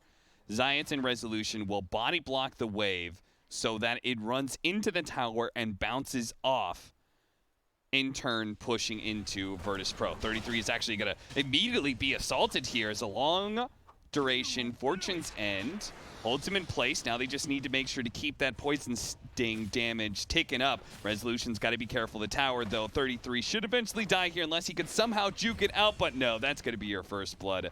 Solo claims the kill. I do like how fast VP's lineup can potentially play, though. They have a lot of run-at-you heroes. I mean, they're kind of going all in on this concept of just non-stop fighting. And OG, this game, is slowing things down a little bit and trying to secure the later stages of the game, I think. And we'll see if that decision pays off. Maybe it's just VP's like 4 long cooldown ulti draft, I felt took it one step too far. But I don't think it's the worst idea to try to pick these like major teamfight ultis. So you think that OG, their long cooldowns are manageable? Yeah, they have a good balance because they have Tusk, Beastmaster, and Ember Spear too, right? Which are some of the fastest heroes in Dota. Sure. So there's a good mix and balance here. A similar play was made in the top lane where OG body blocked Virtus.Pro's wave, pushed it in, and then they pulled with the Tusk. They pulled that second wave back. So both teams are looking to be able to, in the off lane, pull the lane equilibrium to their advantage. What was the point of all this blitz? Was there a certain lane matchup one team was looking for? I'm not entirely sure. I think Pingo is fine against Beastmaster. I think they want this Dazzle, though, against Beastmaster. Mm. And I think they were trying to avoid getting tri-laned at top. Like, I think ILTW is fine here. If anything, I think VP should be pretty happy with the lanes and the way that they're set up. Yeah. Zayats and Resolution. They're trying to keep 33 from getting any farm, but unfortunately for them, the creep wave is right underneath his tower in pretty much the perfect spot. Yeah, but I think this laning phase is pretty good right now for VP. Is that, and part of that had to do with this mid lane? Because it looks like no one is really far ahead. Yeah, so the thing about this matchup is, yes, it's annoying getting some creeps tonight, but he can't deny you any other way. And he doesn't really harass you that much. You have good armor on Stormstreet, so all these little love taps that you receive from the Enigma doesn't bother you that much. Back over to the top lane, ILTW in some trouble here. The Fortune's End to try and purge out some of that damage, but there was more to come. Any way to kill a Bristleback, it's going to be Tusk early game. Yeah. Tusk early game, and then Arcane Curse to try and build up that damage while he's spamming out his quills. Even the Silencer can play pretty fast with this Arcane Curse build. Yeah, for sure. It's quite nice against the Bristle if Solo wastes the Purge. And ILTW is getting into some weird staring match right now while Sumail just kind of farms. Trying to get the pull straight back. You can, if you time it perfectly, you can pull the hard camp straight through the tower, but that will be denied by No Tail. Back over to that mid lane. Seems to be going a little bit better for Seb than before. He's trying to make his best use of those Eidolons in denying against no one. Yeah, once you have a decent level of them, this should be okay, and he should have. It's the early Eidolons you couldn't use to deny, right? It was just, they're too easily fed away. Yeah, they don't really do anything. They're super weak if anybody runs into them. Yeah. Which is why we'll see when Enigmas try to jungle, you just get like one support hero to hit back. And Beastmaster is also having maybe the worst time, but in the exact same spot, OG is going to pick up another kill. 2-2, completely even. Both laners are getting the brunt of the damage. And who is it worse for to be shut down this hard in the laning phase? Bristleback or a Beastmaster? I think the Bristle, honestly. Yeah. Beastmaster will always be a roar and a hawk.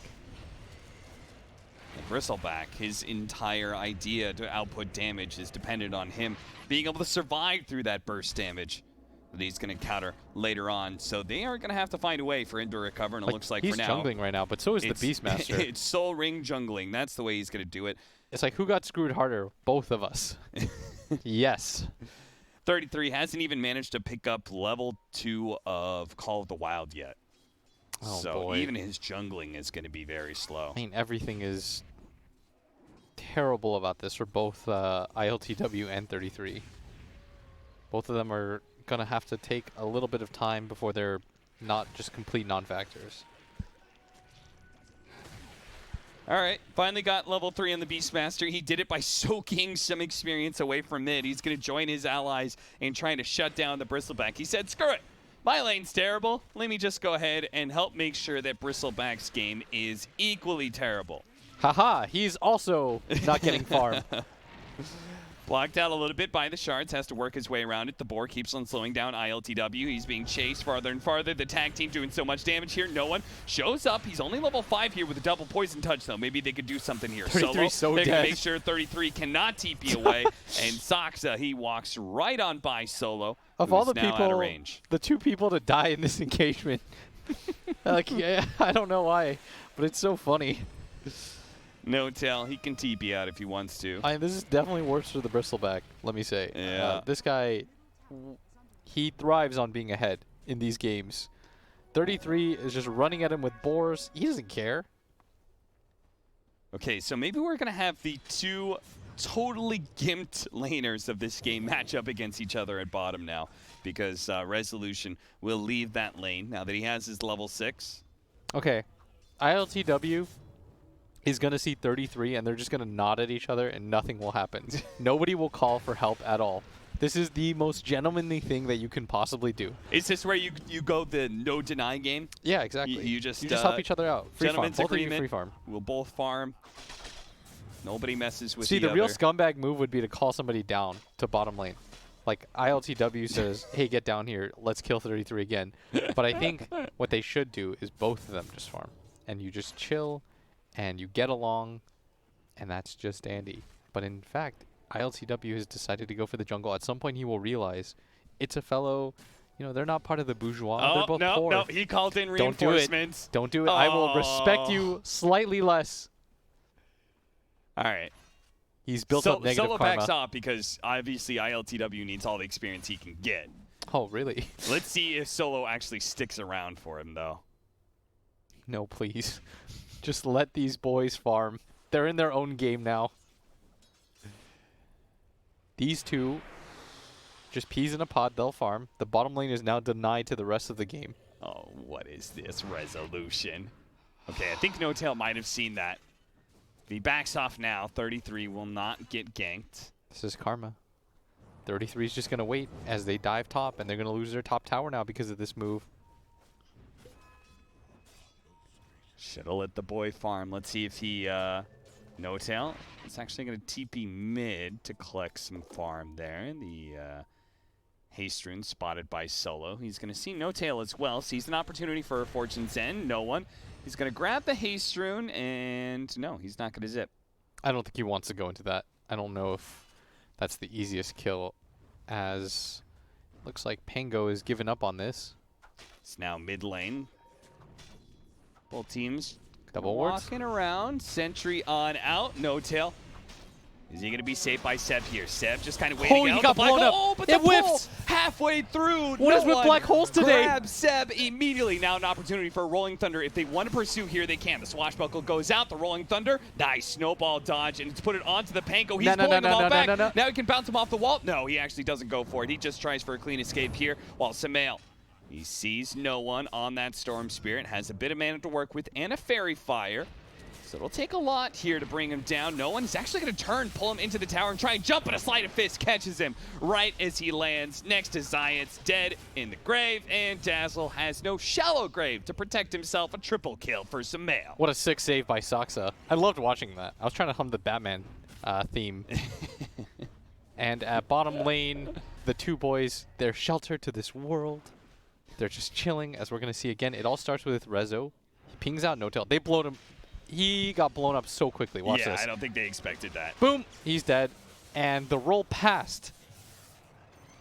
No one with the dodge, but Saksa with a perfect snowball. Look at this. Get this man. Ah! No. See, I thought he was going to bounce off the wall here and then bounce and into come the back two in. of them, but I don't think it mattered. It was not a good position anymore. Sumail with a really nice rotation. And now Samael is up 1,000 net worth on anybody else in this game.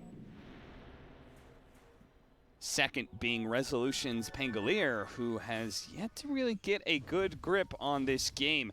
Hasn't found any big kills. He's going to look for one on 33 here. He immediately gets Primal Roared up. He's going to be taking some tower shots, but should be saved by Zayats. Now, the Rolling Thunder. Oh, it's still not going to go off. He didn't actually ever cast it. Resolution just dies, and Zayats will also fall underneath the tower. Samael gets that double kill. He protects his poor-ass Beastmaster, but probably going to be a dead No-Tail here. Yeah. He was so poor in this game. Just leave him alone. Don't come bottom. Don't go bottom. Don't go bottom. These poor boys need to be sheltered from all this violence in the world. Mid tower, it's about to go down. Seb making good use of this Enigma, does get denied. Now he's going to be vortexed into the Rolling Thunder and just killed off. So what could have been a really nice pickup for him, and just the tower gets denied. He'll take that every day, though.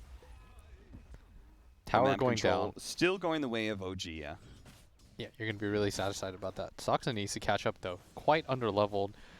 Zayat's, on the other hand, he's already level 6. He's just going to farm up at top. I think OG want to pressure this Dazzle, not just let him free farm under the tower AFK. That would be the prescribed play for them. Multiple TPs. That is exactly what they're going to do. Zayat's following very smartly. Sumail into battle. Backs up. And now the Beastmaster, like, look at him. He's almost got Necrobook 1. He's level 7. He's a roar. He's strong.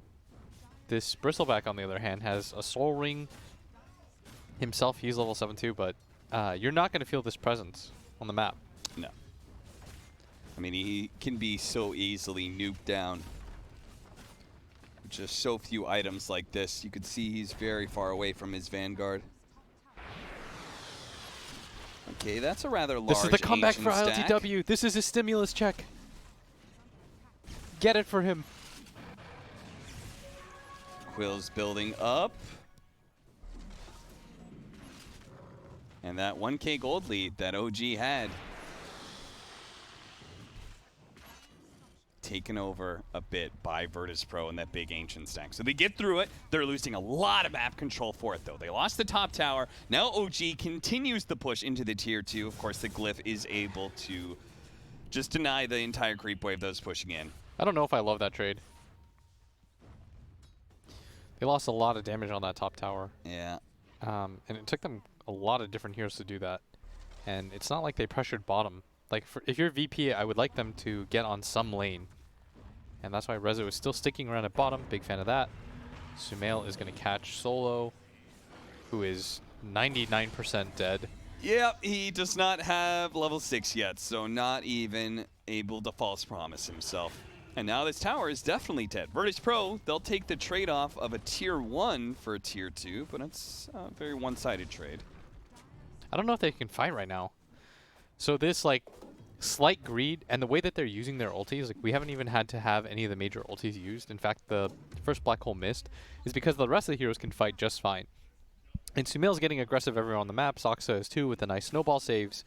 Like, they're kind of doing it off the back of these 3 heroes right now. And they're using the Enigma mainly as a push hero, similar to how they use Seb normally, or Sure. 33. Like, they pick one hero that can just push and fight. They have so many different summons on the ground. Yeah, last game it was an Abaddon with a Helma Dominator. Like, And an there's very Enchantress. clearly a game plan. Yeah, there's in a theme how OG here. takes control. Trying to grab him the silencer. The first target here, No Tail. He's not stunned, but doesn't go for the global. He holds on to it, and he'll hold on to it into his grave as Sumail. Now he buys back, pops that global silence. His solo's going to be finished off here. Sumail looks for the next one in Zayat. At the same time, ILTW. Oh, he guessed wrong. He juked it a little bit. Looks like Sumail did spot him, though, and he might still be able to run him down, or maybe not. The chains goes out. Sumail's actually out of mana. Of course, he does have that Aegis, but with very little mana to work with, he can't really chase down these heroes. And that's not the worst thing in the world for a VP. They had to both use buybacks. Only 29 gold. It was like not even 100 gold exchanged either way. These kills are so worthless. They're so bad now. It's so low. It's hilarious. Storm Spirit has a Kaya, a 3-man smoke up from OG. As even with that global silence on cooldown, they still want to keep it going. They have Black Hole after all. They do have the Primal Roar as well. Sox is going to join them for this engagement, but they're not going to find any members of Virtus.Pro. They very smartly pushed out the top lane, hid, and TP'd. Yo, if they see them TP bottom and he pushes out, I think they can just go high ground on a line. I almost said OG. I think they could just go for it right now as Sumail's going to push mid. I think you just continue to go at top. Just run the Eidolons in. Yeah, why not? Maybe well, they wait for don't. mech. They don't have much of creep wave just yet. Yeah. Takes some time to get there. He's not going to play on the Black Hole at all. He's just going to kind of play as a pusher. I like this. He's got the Eidolon attack range. Okay, so better way to be able to siege the tower. Resolution doesn't put himself that far away from Sumail with that swashbuckle. So he will get chained up again. One more swashbuckle coming. Now they're going to be saving him. Resolution jumps a little bit farther away. He does have plenty of heals with that Vlad, so he should be fine. But Solo, no longer having a false promise, has no backup plan. Oh, they lost the mech. Ah, Seb. Ooh, what happened to his Come courier? on, man. No one's cutting the mid-creep wave and kill the courier. I mean, Seb's courier just died to tower and creeps. ILTW, he has a Vanguard, so he's kind of tanky, but OG, they are so strong right now with the tag team. They make short work of that That was very bristleback. odd. He just kind of ran through them all. Yeah, and they just beat through his passive. Those quills were not a problem at all. That was pretty funny. ILTW is like, pardon me, just making my way here. Just trying to get back to the base, sorry. He's like, I'm strong, guys. I have my Vanguard. Oh, another courier's going to die. What am I watching? What the hell? I just watched 4 or 5 couriers die at once. These boys need to get... Oh, there's another one. Go to mid. Are you go serious? mid. Go mid. Go mid.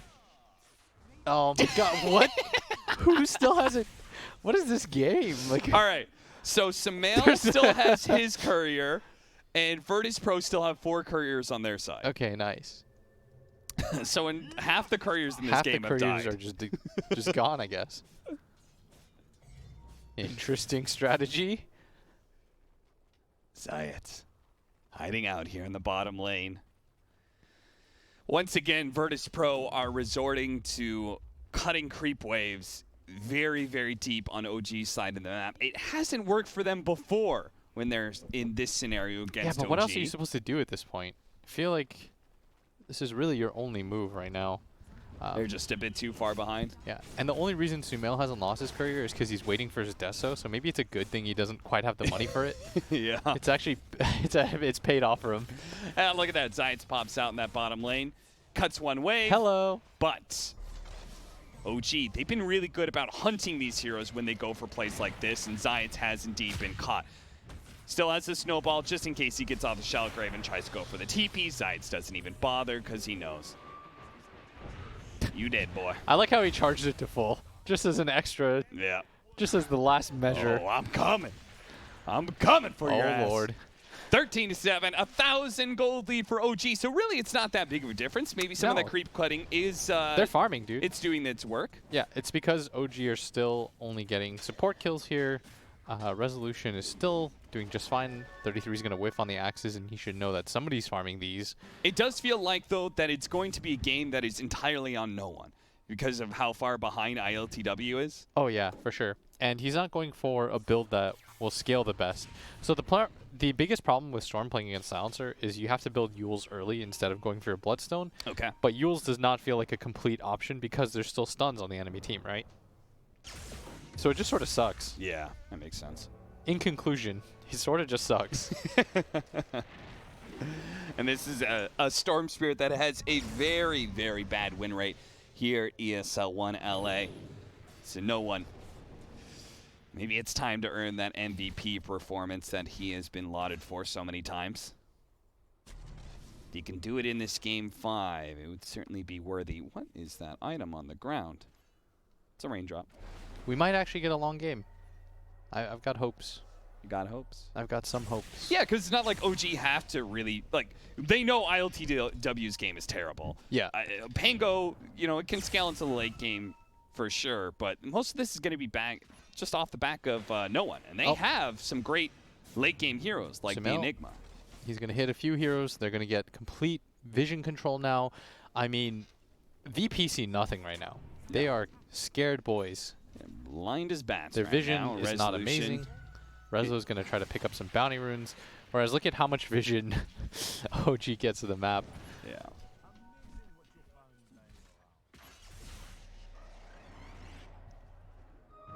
Just at the sign of almost any hero, Virtus.Pro has to retreat and blow some of their Pango ball ultimates. misses. That Nice Pango dodge. ball, Sumail was able to get his remnant before he jumped back. This is 2 ultis expended by VP. ILTW, you've got to start being a little bit careful here. Seb is now coming in for this. They don't have False Promise anymore, nor do they have the Pango Ball. Surely you can just purge off this silence, but instead he goes for it on the Enigma, and they've got to be careful. Sumail double chain. Solo is still there to try and protect against some of the magic damage, but it's too much physical. Sumail's going to be pulled back in. Can they finish him off? They actually got him. The black hole. It comes a little too late. The global silence is down. They do manage to catch the Storm Spirit as he zipped in, but he's kind of healthy. He gets burned about. Malphus. Oh, he gets away with just 30 HP. He pops the bottle, and he's going to be fine. And look at ILTW. Maybe he can get his revenge, but he's so slow underneath all of this. The boars, they're keeping him in place. The Crimson Guard goes off. His back is turned, but bit by bit, piece by piece, he may just end up going down. The heal. The heal. It's Solo. He's managed to keep him alive. Now Resolution's looking to be able to slow him down, and no one's back, baby. He barely survived through that team fight, and now he's back to exact his revenge. He's going to be able to pop that Yule Scepter onto 33, allow Resolution to catch up to seal the deal. They're going to go for the Boar and the Beastmaster. Wow, they Double held. kill for no one. They decided to go because so many different things were on cooldown, but no one. He gets the tip, and he deserves it. The Yules onto the Enigma. They didn't really get to use any of those big team fight ultis properly at all.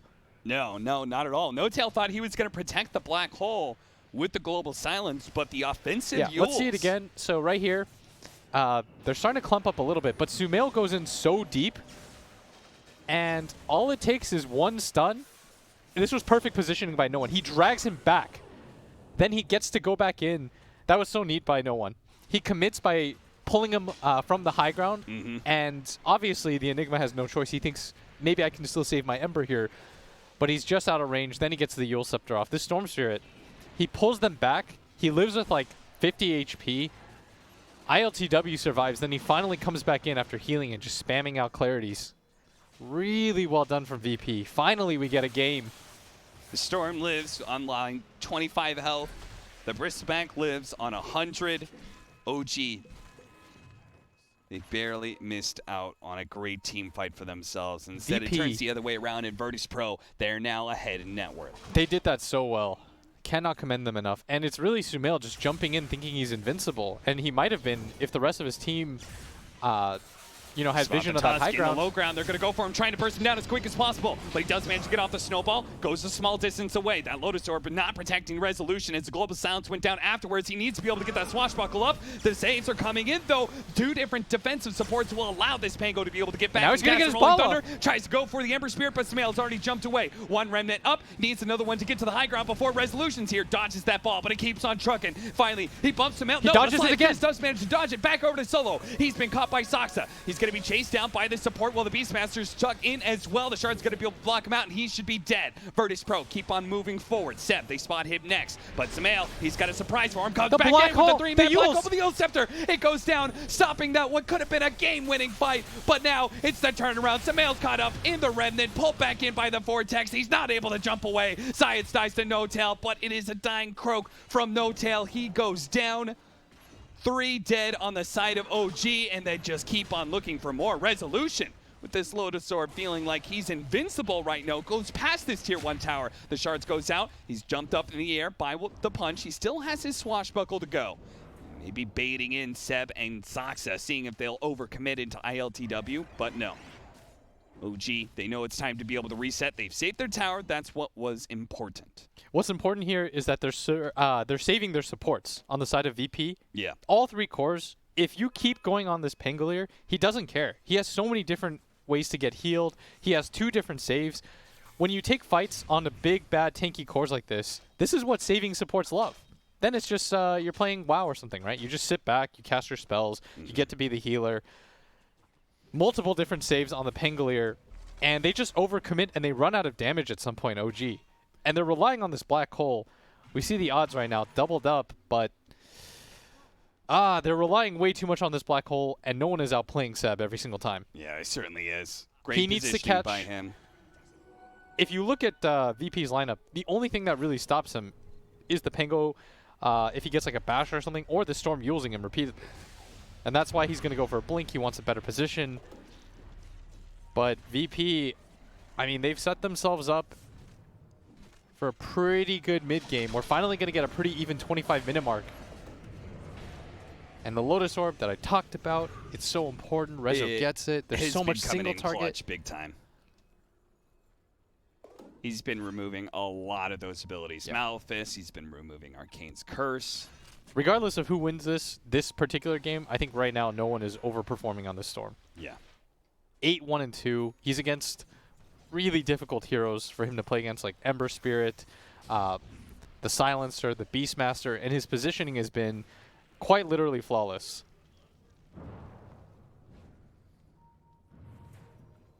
Sumail maybe thinking that he needs a BKB. He's not sure whether or not he's going to go for that. He has the Ogre Club.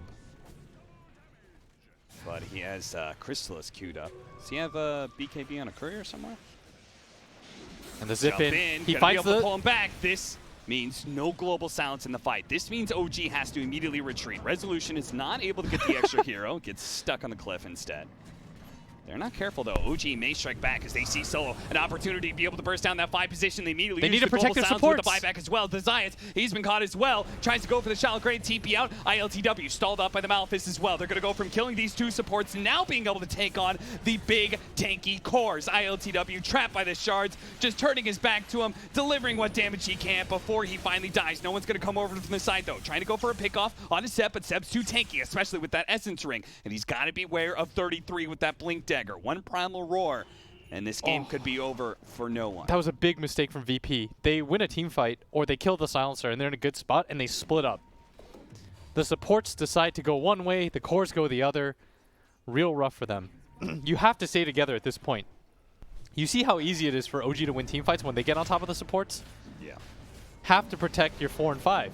You have to be in front of them. But instead, they go far to the left, way out of reach. And without the global silence VP, they want to take this fight. Resolution, he's in there. He's going to bounce back a lot of spells. Gets False Promise. False Promise. He's going to be okay to get off the Rolling Thunder. Now he's going to try and hit some heroes here. He can't get bounce Seb on the wall and allows Seb to be able to blink away. If he gets Seb there, it's so huge. 2 ultimates now on cooldown. OG. Which do they choose? Do they march into that high ground, or do they take the Roshan? It looks like with the tag team, they'll opt for Rosh. And they've got Deso. Seb, he's so critical to this. He's had a few bad black holes, 2 instantly canceled, 1 miss. But all it takes is 1 for you to win a finals. Resolution. Once again, trying to make himself a target, has the Lotus Orb, has both defensive supports on the high ground ready to play for him.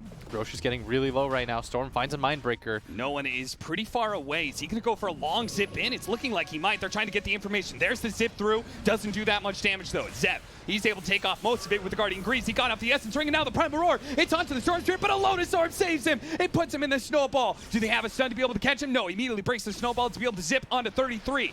Watch for Seb. He still has it. He goes for the black hole. Onto 2. No one can't really stop it. He's out of mana now, and that's just going to hold on through. They do manage to get the Shallow Grave off onto Solo. Solo survives a little bit longer to get off some heals, but now the global silence. The global silence with the Ice Shards as well. They're stuck. He pops the Eul Scepter, a zip away, but no, a chains. It'll hold him in place. No one goes down. No buyback available for no one either. It's only going to be this 3-man from Virtus.Pro. They're trying to escort ILTW out of here, but the chase continues for OG. They're going to leave behind Zayat, but Solo's up next. Saxa with the Ice Shard. Scouts for him, doesn't find him. So they say, good enough for us. Let's take that Roshan, boys. VP, if you watch back this replay, it's all going to come down to that one moment where the 2 supports decide to split after they kill Silencer to de-ward and get wards up on this left side. It forces ILTW to buy back. It puts them into such a weird position. I mean, you're under vision this entire time. Seb was very, very patient with his black hole. He finally gets it off for a decent duration. Catches all 3 heroes here. Zayas, in fact, doesn't get hit in it, and he does get his save off, but the full duration is more than enough. All the supports are quite low after that. The global silence, as the Euls comes down, he grabs the chain, perfect timing. And that's the way it goes. This OG team, I mean, they haven't been able to lock down no one so much, but no one is unable to really kill anybody in these fights. This Guardian Greaves from Seb, as you said, they're going to use it. This Enigma as a momentum hero. They're going to use it to push down towers, get all these team fight items, and have an advantage to a point where no one struggles to be able to get even just a single pickoff. Yeah, but how much more can you ask out of this guy? No one, I feel, has won so many different team fights for them in a row. Certainly, Saxa. Good use of the Snowball there to be able to get to the low ground off of the neutral creep camp. And Sumail, he goes back in. Onto ILTW. They do purge up Samael. Samael may just end up dying here. He's going to go try and get on top of Solo here. He gets off the Shallow Grave and the False Promise. ILTW is going to leave his support behind and try and retreat. But most of OG, they're circling around. This guy doesn't have buyback. They know if they can They've catch got him Roar. here, they're going to use the Primal Roar. Now he's got his back turned to some of them, but there's so many heroes here. Can they possibly bail him out? The Lotus Orb goes down. The Rolling Thunder is going to bounce on through, hitting Samael, hitting 33. The Ice Shard's going to block him in a little bit longer. Did they go Punch too far? goes out, but they've actually healed him thanks to the Dazzle. Rolling Thunder continues to hit 33. Managed to blink away from that last dodge that may have actually killed him, while no one tried to go for the kill onto Samael. But Samael is actually going to be fine. OG and Virtus.Pro both struggling to be able to bring down some heroes there as the heals come out from the Guardian Greaves from Zayats. And both lineups are so tanky. This ILTW Bristleback with a Crimson Guard and an Assault Cuirass. They cannot overcommit on him, expecting him to go down easy. But they're going to commit to the high ground. They do have the black hole, but Seb way up in front. Rezo makes it over the wall. And with the swashbuckle, they should be able to hold this far more than enough time for their Oracle to be back. Yeah, with a Bristleback and a Crimson Guard, it's so hard to push that tier 3. Rezo does opt for the damage talent for his level 20, which is not terribly surprising, seeing his damage is the #1 issue for Virtus.Pro. Level 20 talent coming in soon for No One's Storm Spirit. Nice catch. Resolution. Once again, that Lotus Orb protecting him. Gets off the Rolling Thunder inside of his own snowball there. Goodbye. And he's away to safety.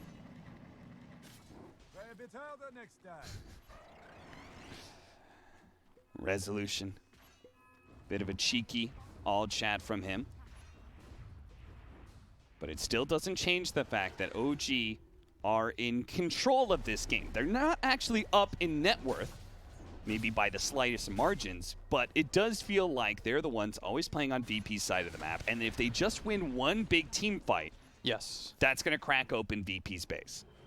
And VP realistically need about 3 fights before they can do something with the map control that they get back. We saw they win 1 fight and both their supports get caught out, and we lead to this disaster. They have to be really careful at all times. You cannot get cocky. You cannot lose focus for a second. If OG sees your supports, they know that's their chance to win the game. But this is the kind of game that I was expecting. 24-15, just a kill a minute, just brawling, 5-on-5 fights, where positioning is all that matters. We're Dota finally Plus. having a game 5. Dota Plus says the game is dead even, 51-49. It feels that way. Yeah. Because OG do not have the clearest way to break high ground, particularly against a Bristleback Storm Spirit duo, but they seemingly take team fights with ease. And Zoxa spotted. Resolution. Can he get off the Lotus Orb? He does not. He tried to go for the Rolling Thunder instead and gets caught in the process. Just of gets a doing little so. bit too cocky. He was getting too comfortable with surviving those positions. Yeah, now with a pickoff like that, it's time for OG to try and force a buyback out of Virtus.Pro. How many teams do you see only with a 1K lead like this try to go for it? They just lost their Aegis, but they're playing off the fact that Rezo is dead. He does have his buyback. They can show Seb here. Hey, look at me. I've got Blink Dagger and Guardian Greaves. Nothing to worry about. If he backs off now and collects his BKB, it may come as a shock to Virtus.Pro in this next team fight. They're waiting, and now they don't have an easy cancel for this BKB black hole. Seb BKB, it's is here now. But they'll have clicked and seen the courier come forward. But this Yeah. is going to finally mean the tier 3 towers, they've finally broken out that outer shell. They still have ILTW there, though. That Arcane's Curse, it just doesn't go away with the Bristleback. He had to use Fortune's End to purge it off of him. Fresh set of Eidolons, the punch. Zoxa sees his opportunity. Just a small window to punch ILTW in the face. Misses the shards, though. Okay, a smoke up from no one. I think he was trying to get bounty runes and push out this bottom lane. Okay. But he'll be way too late for it. Yeah, he's trying to go for the bounty runes. He'll see Sumail, I think. That'll probably confirm to him that all of them have been taken, and that's why he breaks his smoke. Starts to push out that bottom lane. And now it's a 4K gold lead for OG. They've controlled this entire triangle area. They're farming up pretty much everything that there is on the map. Most likely going to wait for the next Aegis. No one's going to have to play this game so well. There's now not just a Blink Dagger, but also a Shadow Blade on 33. He can truly just play for hunting this Storm Spirit. And he is. He realized how easy that fight looked when he finally got Roar off. Yep. And no one has outplayed him for such a long period of time, but eventually you're going to get caught. He does have the Aghanim Scepter now. Big team fight item for the Storm Spirit. This is the build that most of the Storms go nowadays. But he has to be so careful about not getting roared VP. 33 pushes Don't out lose your again. supports He's here. gonna see Look at them just Resolution. run past for the supports. Immediately going to be targeted. Solo does have the Shallow Grave on him. Tries to walk it off with a Glimmer Cape. He's going to be okay, but Zions needs to save. They're going to have to use that They false save each promise. other. There's no one with the triple Electric Vortex with the Rolling Thunder on through. Oh, he They're didn't get his managed to BKB take out off. Seb. They've taken him out, but the two supports are also going to die, and no one is low on mana right now. Zions is actually saved. There was enough heal coming in that they only lost their 5 position. A buyback came out from Seb there. That was a 5 for a core. Yeah, and Seb, just in the center of everything, gets ping-ponged around. Just bounced up in the air non-stop. Could not fall to the ground and get his BKB off. A beautiful combination from No One and Resolution. That AoE Vortex with the Rolling Thunder, that's the winning combination for They're going to play to Virtus.Pro. win here, though. But even then, they only got the 1 kill. Walrus Punch to the face. ILTW trying to put his back to everybody. Has the Lotus Orb and it has Science behind him. So he's kind of comfortable with this. Electric Vortex going out just for a bit more damage. They're going to try and clear through these siege creeps that are currently assaulting their tier 3 tower. OG, they back off. Head back over to that mid lane. You could see that OG, as soon as they left their base and they had vision of the 2 supports, what their priorities really are. But that was really well done by VP. Their 2 supports actually saved each other. Yeah. One guy false promises, one guy Graves. It was really cute. Something like, we're in this together, bro. Like, screw our course. As long as we survive. The smoke up behind ILTW. ILTW pushing forward very aggressively, and OG should certainly know. This is the first time that ILTW has pushed past this line. And they are a bit wary of him for now. And OG fans are pleading with Seb. You've got to get this BKB Blink Black Hole off. This game is still in your hands. I would still say it's OG favored. They don't have an easy way to cancel this. The only way that he gets caught out is when the storm comes through, but that surprise factor is now gone. So they're going to jump. They see the Stormshire in the top lane, so immediately they try and jump ILTW solo. He's very tanky. They will He's not give him commit the for Glimmer this. Cape. They're not going to overdo it here. They don't overcommit for ILTW, and the supports also don't commit some of their defensive abilities just yet. The Stormshire 33. jumps over the side. They see him. Oh, there goes the Global Silence. No one. He still has the Yule Scepter, though, and That was Seb perfect does by not No One. bother to go for it. He uses himself, and now they've got to get out. They're going to lose a silencer here Yeah, for no free. tail. He's certainly dead. Seb, are they going to go back in? The Primal Roar. They found the back line. Solo, they're going to try and burst him down the Shallow Grave. Science saves him. The black Now hole. the black hole comes on through. The BKB black hole on the 4. A Rolling Thunder goes on through. Stalls up the damage from Samil. Can they actually down Samil? They actually do. Oh, ILTW. He's putting out the damage. He's pumping out the brakes. He's going to go for Seb. Slowing They don't him have down enough damage. with the Viscous Nasal Goo. The Snowball. Oh, they got another one. Resolution comes through. They manage to get him. ILTW with a sick bash takes the 4th kill, and that's a dieback from Seb. They just have too much heal on the side of VP. They finally outlasted them. You saw how long it took that Storm to die. He pops his Bloodstone. He knows he's dead, but he's just trying to buy as much time as possible. And ILTW, his hero finally comes online. Doesn't care about that 4-man black hole. They're just pumping heals into these cores, keeping them alive. I think he got 2 different clutch bashes there. I think one was on Sumail and then that other one to stop the TP. Yeah, you can see No One right here. He outplays them. The global silence goes down, but there's nobody to catch him. He hears the roar, and he knows it's go time. Everything is free from here on out. The roar goes out. They all stack on top. Such a beautiful black hole. There's so much damage from this light he uses here, but then Sumail gets stunned up by the Rolling Thunder, and they don't get a second Sleight of Fist in. Gets bashed. Lucky shot procced. The Storm was still alive till the very end there. Resolution. He's got enough backup. The bash at the last second from ILTW to clutch it. Oh, that was so well done. And again, this is such a nice Storm to watch. He gets globaled, but he's already zipped onto the high ground on the left side just in case somebody wants to blink in. Resolution pops the ball. He just wants to make sure there's no chance of any funny business. Nobody's going to blink in and try and steal all these items. They get the refresher shard and cheese on the Pango, and they get the Aegis for ILTW. Probably not the ideal target. Maybe would have preferred no one, but I guess if you're going to assault high ground, it will be the Bristleback in front. And he's now got a double damage with an Abyssal Blade as well. They're going to give him a bottle to put the DD in so they don't have to immediately go high ground either. They don't want to make OG's mistakes and rush things. You still want to be careful here, OG, with the black hole. And what this means is they finally have a BKB piercing disable. Seb no longer has the freest black hole game. I mean, even with that, it didn't feel like they had enough damage going into it. Yeah, certainly. And that's why he's trying to get more damage out with an Aghanim Scepter on in the Enigma.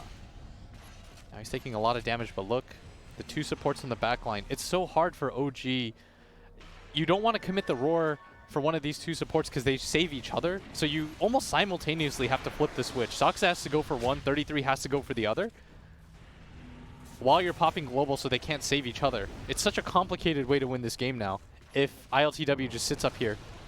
And he's going to commit. Sumail tries to go for the supports. He wants him to...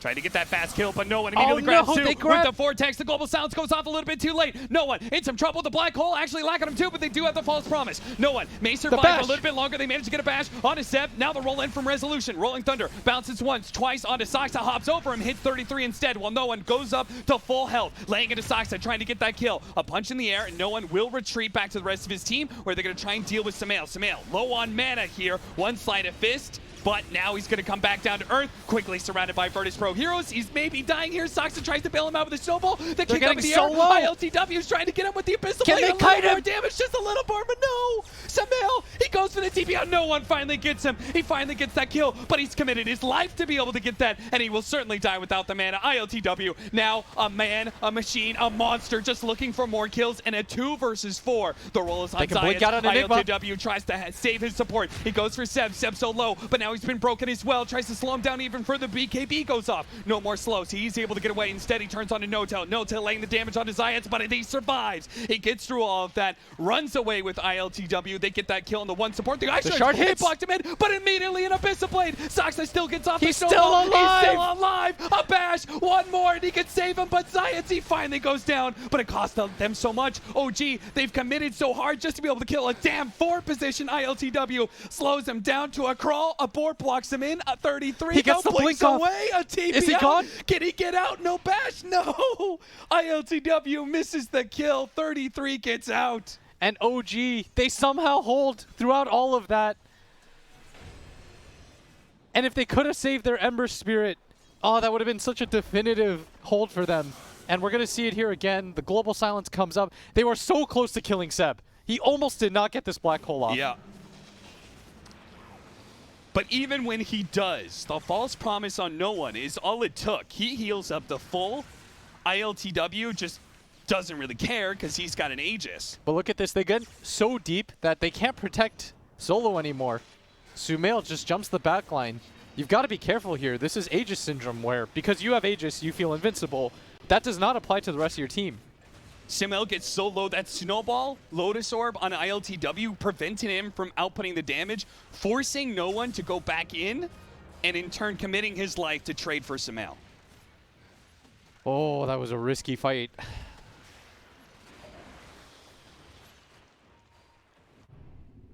Back into the game we go. 33-23, a 4,000 net worth lead for Virtus.Pro. But honestly, does net worth even mean anything in this game? No, it only comes down to the fights. It all comes down to who's going to execute better. Swashbuckle cooldown talent for Resolution. ILTW has the Warpath damage per stack. So he is going to be hitting really, really hard now. As if he doesn't already, he's got a leveler too. Oh, that's a great way to break open the base, that's for sure. Look at him. He's got 5 stacks right now, hits for 500. And you can see that Seb has also determined that he doesn't deal enough damage, and he can't rely on his other cores to be alive with him at the end. So he's going to go for the Aghanim Scepter himself. An item we don't see very often because most of the time you go Refresher, but I think he's relying more on the damage of that initial catch on that black hole. He wants to try to get that Bristle back, who is a melee hero, so you can't really rely on him to save it for Seb. And that's a little bit unreasonable here. He still needs another 1,800 gold if he wants to buy that Aghanim Scepter and still have buyback. It's so hard to breach high ground for either team. I mean, this is the game that I wanted. We're getting it right now. Both fans of both teams should be so excited right now. A 4-man smoke up. Maybe if they catch Seb, here's the They bash. do manage to get a bash, but a blink away immediately by Resolution. Not willing to commit there, and rightfully so. They don't have enough vision right now. They don't want to just ditch their supports. Keep your supports alive, VP. And this is the most cat and mouse thing I've ever seen. It's keep your supports alive. Find the supports, OG. It's so crazy to me that this team fight could come down to, because very likely Seb's going to target ILTW, right? He's got the Abyssal. Yes. So in turn... Well, he wants the Storm. Oh, they're going to go for it here. Lotus Orb bouncing back. That Malf is stunned. He cleanses off with the Guardian Greaves. Solo does something similar here. ILTW has been Silver Edge, and he's taking a lot of damage right now. That's why no one's going to come in, grab a few heroes, and give ILTW the space to retreat. It takes so much for either team to win a team fight at this point. But if he hits the black hole on ILTW, then it's up to Rezo to get a bash off a Swashbuckle. Yes. Which we've seen him do before. Yeah. And he's going to buy out that Aghanim Scepter. He's got a Quickening Charm too. That's why it feels like black hole is always up. He's got the Abyssal Blade now on Rezo with the Minotaur Horn. We've got Witless Shaco on Zayat, so he's at 3k HP. He is not easy to bring down. No, not at all. He almost lived in that last engagement. He was like a quarter second off from being able to cast Greaves and then grave himself, and that would have been the death of 33. Spell Prism for the Storm. Saksa, he won solo. He always won solo, and he may just have them too.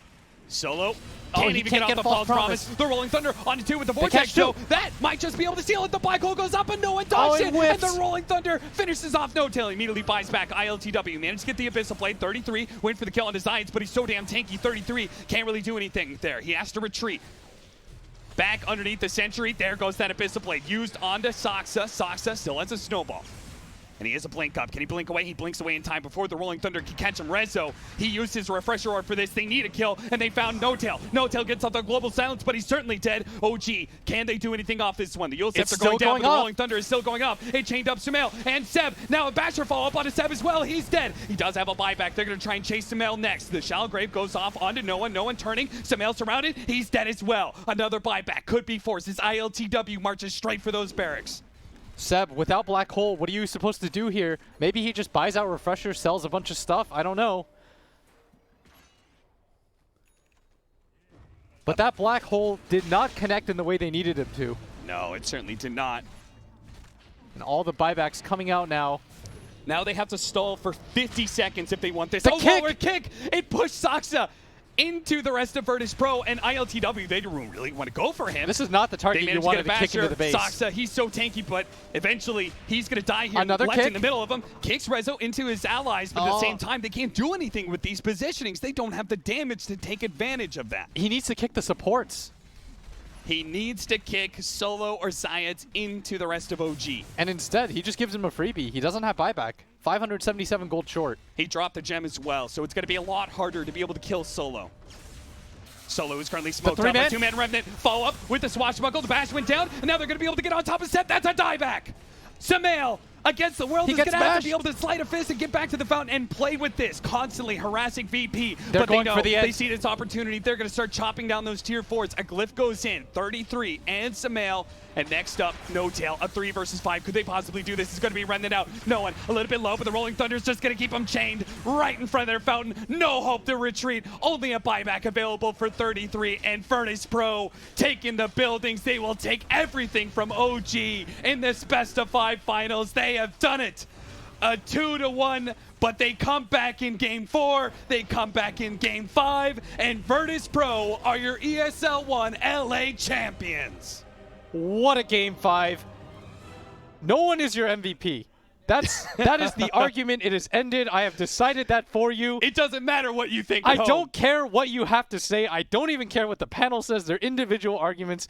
This man played out of his mind on Storm Spirit. He made this hero look good, which is a Herculean effort. Let me just tell you. 37% win rate in this tournament. He doesn't get roared. He somehow dodges like 3 different global silences. He stops 2 of the holes. The pulls that he had in the game.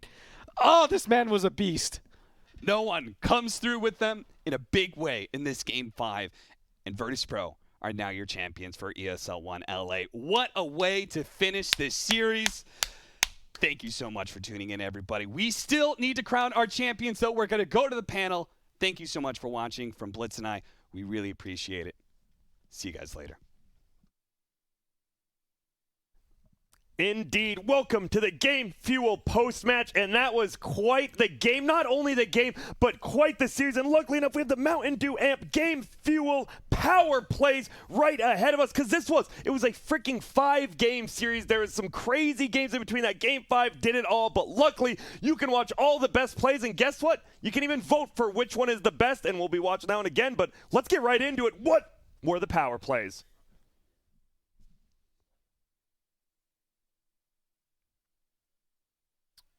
This one. This is from game number 1. This one's from game number 1. Was that yesterday? Oh my goodness. No, but this was the roll through. You see it. It's a great roll from the Pango, but would it be enough to stop him? This is OG's last attempt to hold. They're down by 12K right now. So this is a no as far as winning the power play, Brian? Yeah, well, it's impressive that they win the fight, but it didn't end up winning them the game. Supernova success here. Oh. As you see Zides, they're trying to fight. The roll through. This is what the team fight's supposed to look like. It is. And the silence into the egg. And look at that. The Sunray in between it all. This one gets style points. Yeah, the style points of the Sunray from the Supernova, and they instantly Sunrays again coming out.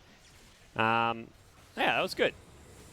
And a Rampage. Yeah, you sometimes got to give it to the Rampage because everyone loves it. VP, no one, as Blitz said, I don't care what any of us say. Well, I think we've all agreed at this point no one is insane. Yeah. And you see it here, Ultra Kill, give him the Rampage! And they do. He almost stole it. The roll actually almost stole it, but they gave it to him. And then Patience from Seb, he was waiting. And this was the one where it's like, this was right before OG barely pushed ran out uphill. Of mana to use his Yules. He had stick charges too. I think that was his maybe one slip up of the entire game for no one. If OG won this game, you look back at that fight and you're like, Seb, he finally got the big one off. And you know what? You guys at home should be voting. You can go onto Twitter and vote for the one you found was best. Which one would it be for you guys? I think the most impressive play was probably number 4. I like number 2 for the style points, but number 4 I think was the biggest play. I think 3 was the most characteristic one of the entire tournament. No one literally won this tournament. Yeah. Okay, I agree. The Rampage, you always got to give him the Rampage. No one, absolute beast mode. So make sure to go and vote, and we will know the winner in about 5 to 10 minutes. We want you guys to vote. Which one was it? Highlight it, and there were just so many good plays during this entire tournament, but today especially the grand finals, OG VP, what a just fun series in general, right? We did have some one-sided games here or there, but, in Game 5, it came down to it. Both teams showed up, and, maybe the better team won. You have to, at this point, say it is, because they went undefeated, as you said, in the group stage, and they never dropped down to the lower bracket. They just went straight through this, only losing 2 games in the grand finals to OG here. Yeah, I mean, VP, it was the first test of the entire tournament, happens to come in the grand finals. I mean, you got to expect it when it's OG. This is a team, the odds may be against them. They may be down 5 games to nothing against VP in the tournament, but they find a way to take it to a Game 5. And you could see the nerves gain to VP. There were points in time where it's like they were missing spells. They weren't playing their... This is not VP on their A game, but the fact they still get the win is what's, to me, impressive about this, because being able to win when you're not playing your best Dota is a very important trait for any top-tier Dota team. My highlight of this game for sure was the 4-on-4 at 5 minutes with 2 level 2 offlaners. Oh, yeah, running into the jungle, just, yo, what up, everyone? And the only 2 people who died in that, ILTW on Bristleback and the freaking 33 on Beastmaster, who were level 2 and 3. And they're like, well, we got to do something. And they're the only 2 who died in that engagement, which was hilarious. It was almost a 50-minute game, the longest one, and that's Game 5. As you say, the nerves they can get to you, but VP, it looked like the double save as well. I guess we didn't really, we talked about it a little, but Oracle and Dads, all of a sudden you have these two who can heal each other, purge each other with the Guardian Greaves as well as the Oracle. You just get saves, and I remember seeing one time LTW got gone on, and you had one save, and then right after the Grave ended, you had the Oracle save, and all of a sudden, you know, you don't have that much damage on the side of OG to go through that much. Particularly when it's like a Bristle in the front lines, who's so hard to bring down. I think the one downside we saw of the saves was just how hard it was to kill and deal with Sumail. Yeah. Sumail's playing a first two-pick Ember into no disables. He had such an easy free game. He goes 15, 6, and 14. He dies a lot at the end in those kind of crazy team fights, but he had a great time, and VP, you know, if there's an MVP on OG, it's, to me, definitely Sumail. This whole best of 5, he played amazing. Yeah. He really stepped it up and gave OG a chance to win this series. Yep, well, we can't check out the highlights right here from this last game, and it was a nice, fun, long one. These fights, Lotus Orb as well. We had a lot of Lotus Orb snowballs, one of the easiest and funnest ones to do. I didn't know you could Pango roll while you're Lotus Orb in a snowball. I learned that myself. You can use any ability while in snowball. Okay. So if it's a mobility spell like Morphling Waveform or Storm Spear, Ball Lightning, it just cancels the snowball entirely. Oh, okay. Cool. Good to know. And man, these fights were just so damn heck. You see Seb, he's in like the middle of everything. By the way, it was cool seeing a middle Enigma. I did not expect that coming out of the draft, and he was the highest net worth. He just changed at that point to not being the highest. It was also impressive that Bristle caught up. You look who is the highest. We saw Bristle have that terrible stat, was jungling at like level 2, level 3, and here he is, ILTW, just back in the game. I think that's testament to the supports who kind of secured his jungle, stacked some camps. A lot of stacks. That giant, it was a 4-stacked Ancient, 3-stack Big that you can do at the same time. Pretty nice. And there was the big black hole we saw. If you like that one, you know, vote for it. And it was such, as you said, no one almost managed to cancel with his Euls, but just too little of mana. And this is where OG kind of took over the game for about the next, I want to say, 15, 20 minutes, honestly.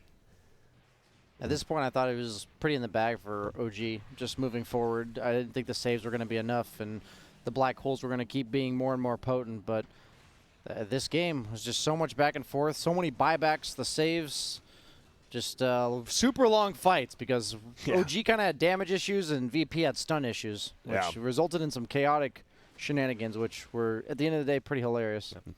And No-Tail in that silencer, we were talking about it off screen. What a perfect hero for No-Tail. You're the 5 position, guess what? You buy back and you're still the most impactful hero in the game. You just hit your R button. Simple as that with the buyback. And it felt like we just saw a fight right here. See another one.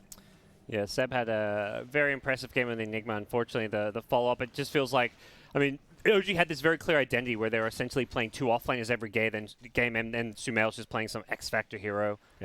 Some big late game, whether it's the Embers, the TBs.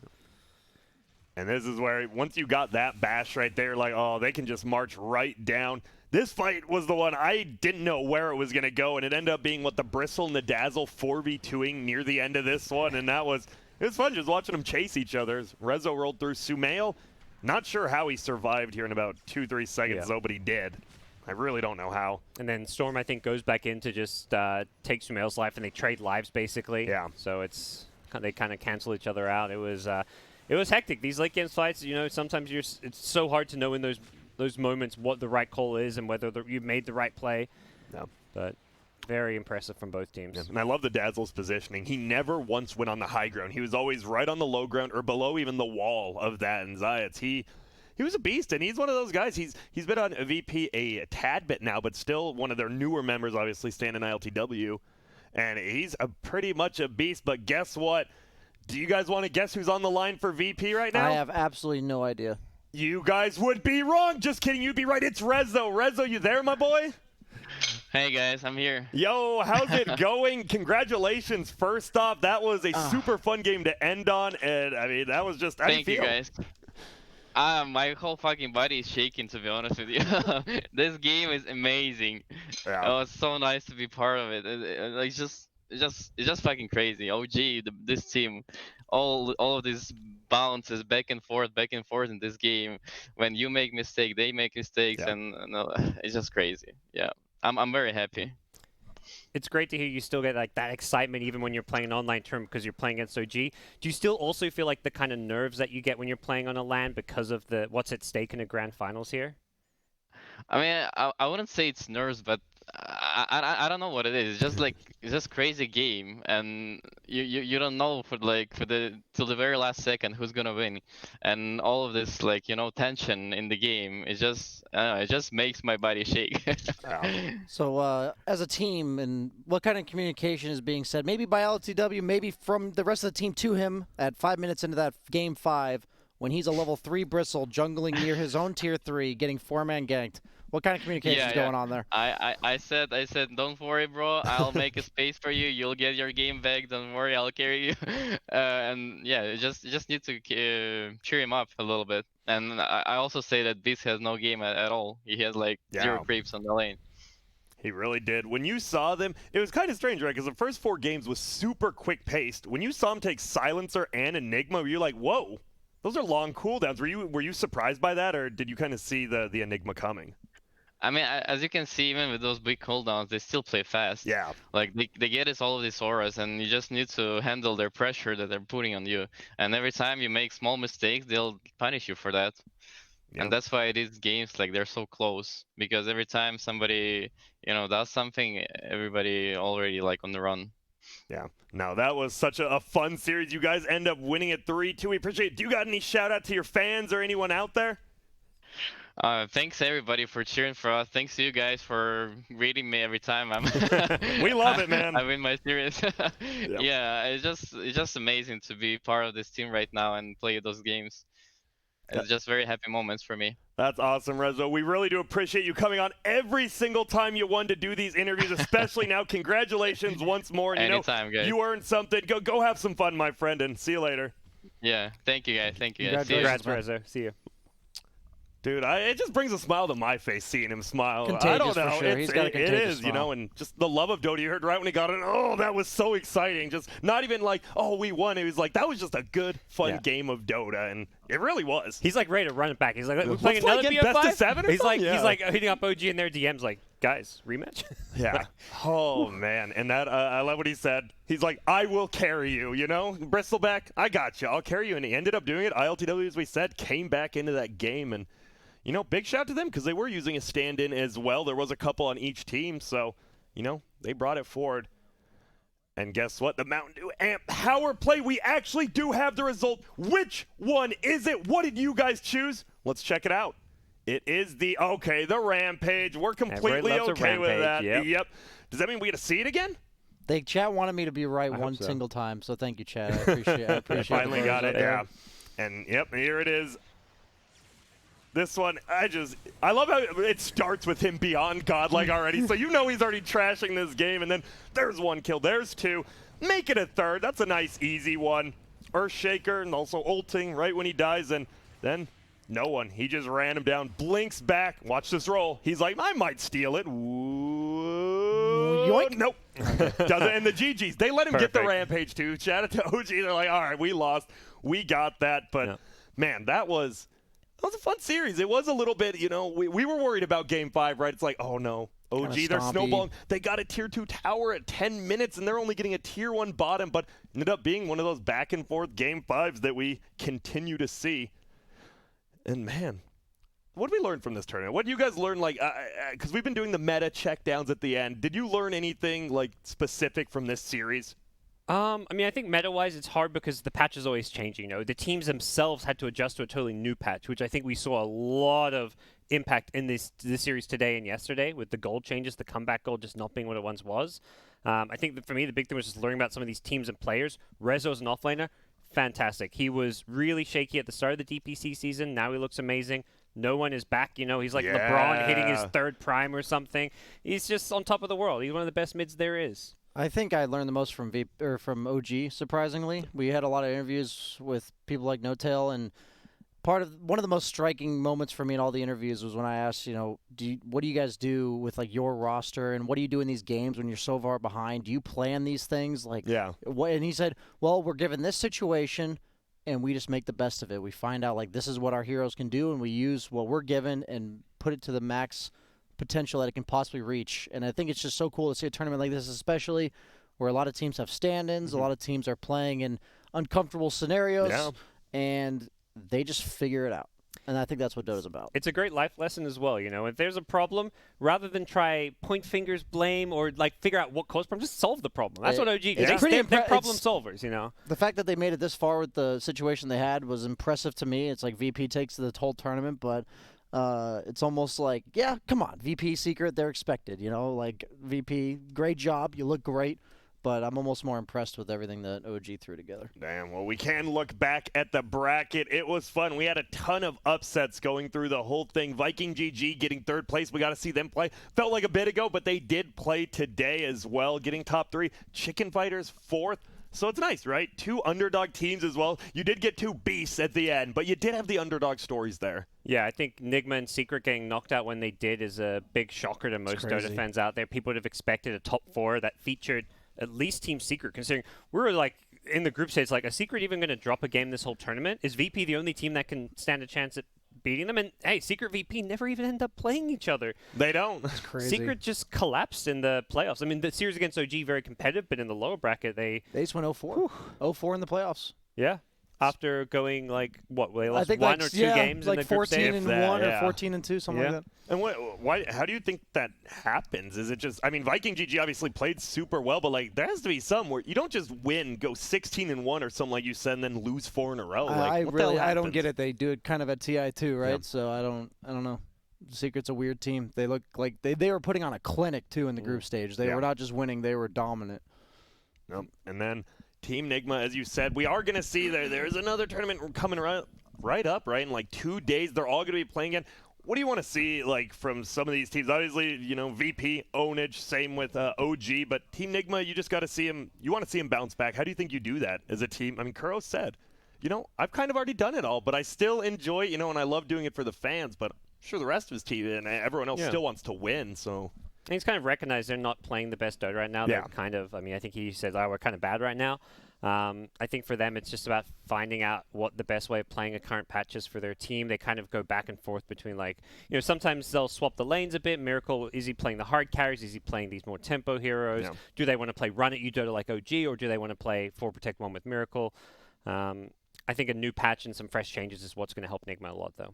Okay, I agree. And then one of the other teams I want to talk about, Alliance. They were in the playoffs. It was a very fresh tournament for them, and they still don't even have their full 5. I don't believe they've announced that last one, but S4 struggled at the beginning with the drafting, right? He even admitted to, he's like, I don't know how to pick first. I don't know how to pick second. I'm still learning as we go. And he did. They ended up making the playoffs in a reasonably hardish group at the time. What do you want to see from them going forward? And do you think we will see improvements? And maybe you got any suggestions for their player they might pick up? I don't know. I think Alliance is on a good trajectory. I don't think they need to change too much. Obviously, figuring out a 5th and having a stable 5th is key. I think we're all surprised they made the changes prior to this tournament in the first place. So true. Moving forward, I think just stability, and it sounds like the whole team, especially once they find that 5th, are gathering around S4, and I think that's the crucial part of being successful as a team. As a new team especially, you have to buy into one man's game plan and share your ideas that create his vision on the draft. Because if you have too many people inputting on the draft, it just results in a whole smorgasbord of crap. So it does seem like they have the right attitude. So that means I look forward to seeing what they do the rest of the season. And then we will, obviously, the CIS region as well. Which teams, besides VP, stood out to you? I know at the beginning it was Cyber Legacy, but then Team Spirit, they ended up making the playoffs, and then they as well kind of dropped out quickly. We definitely want to see more out of them, but which team do you think has the highest peak there? Is it Spirit with their team play, or maybe is it Cyber Legacy with their coach and all of that? Hard to say. I think even Hellraiser's had some impressive games here and there. I think the common theme with a lot of those CIS teams was they'd have a lot of 3-game series, but then struggle to close out games. Na'Vi comes to mind. That's we're talking about these CIS teams, and we're not even mentioning them. But if anything, Na'Vi were disappointing, and I think that's why you're mentioning the new, younger, upcoming teams, because they were the ones that caught us by surprise by how impressive they were. Whereas Na'Vi, it's like they had a bit of a drop. This Na'Vi roller coaster, they go up and down, and this tournament, other than their first couple of series, was definitely a low point for them. Do you think, and I hate to be the guy who brings it up, but is there a chance if we do see some shuffles on teams, do you see any like specific teams that might be changing up, had kind of bad tournaments here, or not really? Because there are, as we said, young CIS players, and Yeah, CIS teams are known for poaching some players here or there. We talked about Duraccio a little. He looked pretty good. I just hate to say if anyone's going to change because we have no really idea why they're being unsuccessful for the teams like Na'Vi that were a letdown, right? Like, was it just something where they didn't practice a lot before the tournament and they all felt like it's an equal blame on everybody, or is it just somebody doesn't mesh well? I really only believe you change roster if you think whatever is causing your problems as a team is just not going to be worked out with the 5 players you have. It's kind of like Team Liquid last year. That's now Team Nigma. It's like nobody wanted to kick Matama, man. You could tell within the group, like, they didn't want to do that, but they realized at some point somebody had to go. Yeah, it wasn't even they believe Weeha is necessarily a better player. He's a better fit, maybe. Or maybe they had a better replacement. There's a lot of factors that we come don't know. in, like, you never know. Yeah, it's rough. OG, VP, though, the 3-2 series. So, OG, are you still considering them the best team in the world, possibly, if they have their full roster? Because the thing is, VP did just win this tournament, but it was, technically with 2 stand-ins on the side of OG. Would OG possibly still be, if they matched up today, not today, obviously, they can't, but say they did somehow get to a LAN, you just want to see some good Dota? I was so excited to see OG at the major. Yeah, like this team... Opening series against EG Dude, too. It was gonna be sick. I'm not saying like anything to take away from like the roster they have right now, but the all-star studded roster they had clearly was in form of being the same play style, same swagger that OG had last year, and we didn't see that from OG at all in the regular season, even before the last 2 TIs that they won. So I was excited to see, is this something No-Tail can do all throughout the year with this just new roster? But either way, I hope so. I hope we get to see it. We'll have to wait. Or it's like this big tease to see OG's new All-Star roster play an official match for the first time, but we'll have to wait a bit longer. And we did have some other regions previously before this. Do you think that's all those regions, it is kind of the best teams won? Because we did see Fnatic and SCA. Did we all agree they were probably the best team? They ended up winning. EG and NA at the time was pretty good. As of now, some crumbles are coming here. They lost to C9. Yeah, they are struggling. But it feels like, even though it is online and we are having standards, it still seems like the cream of the crop rise to the top. Are you surprised by that? Because it was Viking GG. They almost had it. Online Dota is just odd. But still, I think fun. You get a few more upsets, but generally the top teams still emerge, and that's like what we saw from VP and OG. Yeah, Chicken Fives and Viking GG put up a good fight, made it further than they would normally, but they're not going to take the gold medal. I think it's just that the strategic depth of the Tier 1 teams just is eventually hard to overcome over the duration of a long tournament. And I think I just want to say that this was the first time it's been this palpable for me that other regions, that EU and CIS are just like that. Like I guess EU, that is just the best region in the world. Like I want to say VP is obviously very, very good too. But like watching these 2 regions play against each other compared to the other 3 that we did first, like the difference in Dota level is like insane to me. Like it was really cool to. It was.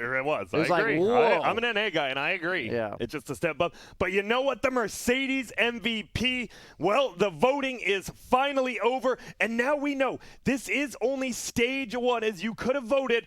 And the winner of this EU CIS vote will join in stage 2, the winners of the other regions of their vote, which was Monet from China, K1 Hector from South America, DJ from Southeast Asia, and RTZ from NA. And who was the winner for EU CIS? Let's get it. It is no one. And I think, you know what? I'm okay with that. He owned. I don't think anyone. Okay with it. We should be happy with that. Yeah, no. That's the what people, I mean. the voters, they got it right. They got it right. Once. Congratulations, viewers. Even the top 2, right? I think we all agree it was probably no one, and then Sumail in this whole thing. Unless you had like a second VP player, but OG took it 5 games. I think Sumail or someone on OG deserves to be up there. Yeah. And then. Miracle, he'll always be a fan favorite, but, and you got to show up. You got to win those games if you ever want to pass Sumail and no one. And once again, man, just watching no one back in his prime, I think we all agree. It's nice. This feels like 2 years ago, no one where, hey, here's a hero. You're going to win the game for us, right? Just win your lane and win the game. Why not? So, guys, we are coming to an end here. It's been a long time, and it's been a lot of Dota and a lot of fun Dota. Let's just what was your favorite moment? Maybe just of this or of the games? Do you have a certain one? I just think my favorite moment has been either like the random memes we've had on the panel about just random stuff that happens in the games, but then the interviews with the players afterwards of just getting to hear their excitement about winning, especially the teams that are lesser known, like the captains like Misha, and it was really cool to see the genuine excitement and love for Dota from this side and from that side, and it just seemed really pure. I don't know why, particularly this event, but it did to me. Maybe because we all came together, right? LAN was kind of just over. Yeah. Everyone's like, wait, Dota's dead. What's going on? And then you get a tournament like this, and as you said, even Rez, that was just so much fun to play this game. Like, you're just having a blast. Gods, you can't choose the sappy answer. What do you got? Oh, I can't choose a sappy answer. Damn. You can, but not the same man. one. Oh. I mean, I love that this tournament brought everyone together. Yeah. Like, I think, obviously, we're in this weird time in the world where, who knows what's going on, and Dota is still this stable thing that we all get to play, love, watch. Spending time with you guys is amazing. The viewers, everyone's so supportive. So this tournament, I mean, big shouts and thanks to ESL. It's been a hell of a ride. So yeah, for sure. Blitz, I know you're off there. What was your favorite moment? Watching me smile every day. Well, I appreciate watching you. Cap, what about you? Cap said the amazing Dota that we had, that Game 5, being able to cast a game like that, and I agree. I'm just glad we got to end the game, the day on a game like that, where it wasn't just, one-sided, it was back and forth, and even though we OG, they lost many of the fan favorites, I'm so happy. VP, it's just good to see a CIS team, because it's been a while. When was the last time they won a major, was it? Probably VP. Probably the last old year, GPC. VP. That one, yeah. Pretty crazy to say. So, we're coming to an end, but we still got a little bit more to talk about. Do we? And what is that? Yeah, the future of Dota. We obviously have the We Play event coming up, but it's more so, what teams do you think are going to be on the rise, and what teams, I know we've already kind of talked about it, but what teams went down for you through every single region, and what teams went up for you? Obviously, I think we've already said, like, Nigma kind of has gone down on our radar. They didn't really adjust. I think Liquid's on the rise. They had a terrible 0-5 start, but they've won their last 2 best-of-3s. They looked way better. I think Liquid is going to get like top 3 in the next tournament. And that's the Liquid way. You get bottom 3, then you get top 3. They go for the Feast extremes. or famine. That's a sponsored comment by Blitz, and I would like to call bias. No, I think I could see that one, but I'm looking forward to Alliance. I'm looking forward to seeing what they can do, because it's mainly that I really believe in S4 as a player, and it's been kind of cool to see these random players turn into captains. And when I say random, like random all-stars, like people that are just pillars of the community. And you almost get to see their vision of Dota played on an entire team. So that's what I look forward to. Well, I didn't want to feel like I'm stringing you guys out here, because I wasn't. I just didn't want to leave. I wanted to just keep talking about Dota, and I still want to, but unfortunately the end is here. A gigantic shout out to all the teams, but especially Virtus.Pro, as they beat OG 3-2 in the grand finals in a great series. It was great here casting for you guys, and I hope you have an amazing day, and we'll see you again sometime.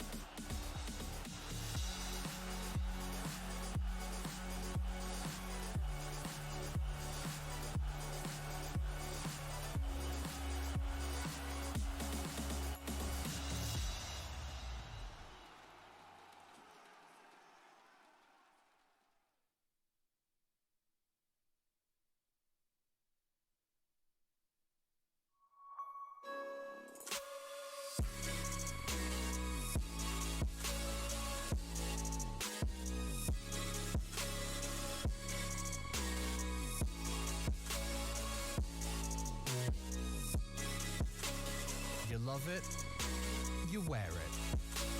What's your style? Get your merch at shop.eslgaming.com.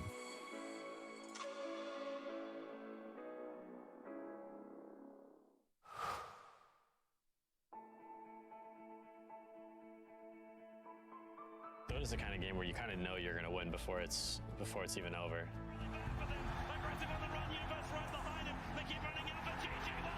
I was having a down day, and I decided to revisit some good memories.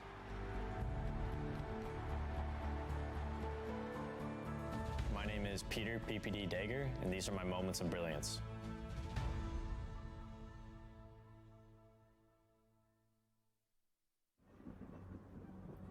Multiple witnesses have reported mysterious shadow sightings all around the city. According to experts, the origin of these shadows is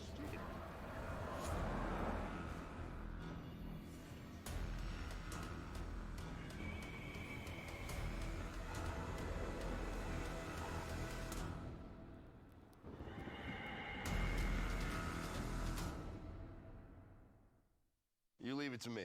I'll get your taxes in an okay place. What? Well, just as soon as my audit is over, this gets my undivided attention. Take a lot of trips to the islands, Bill. Pretty great, right? Oh, Phil's legally dead. Fell off a boat. Going by Dennis now. Solari. Long story.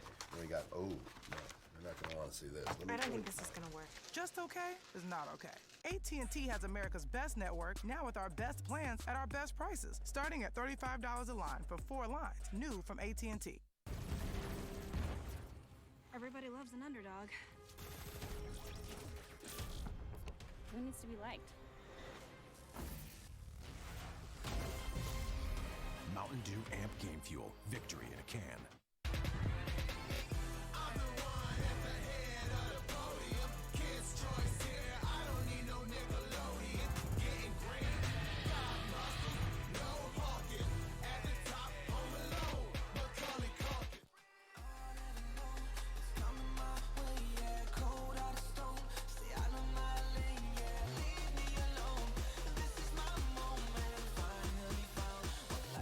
my fire.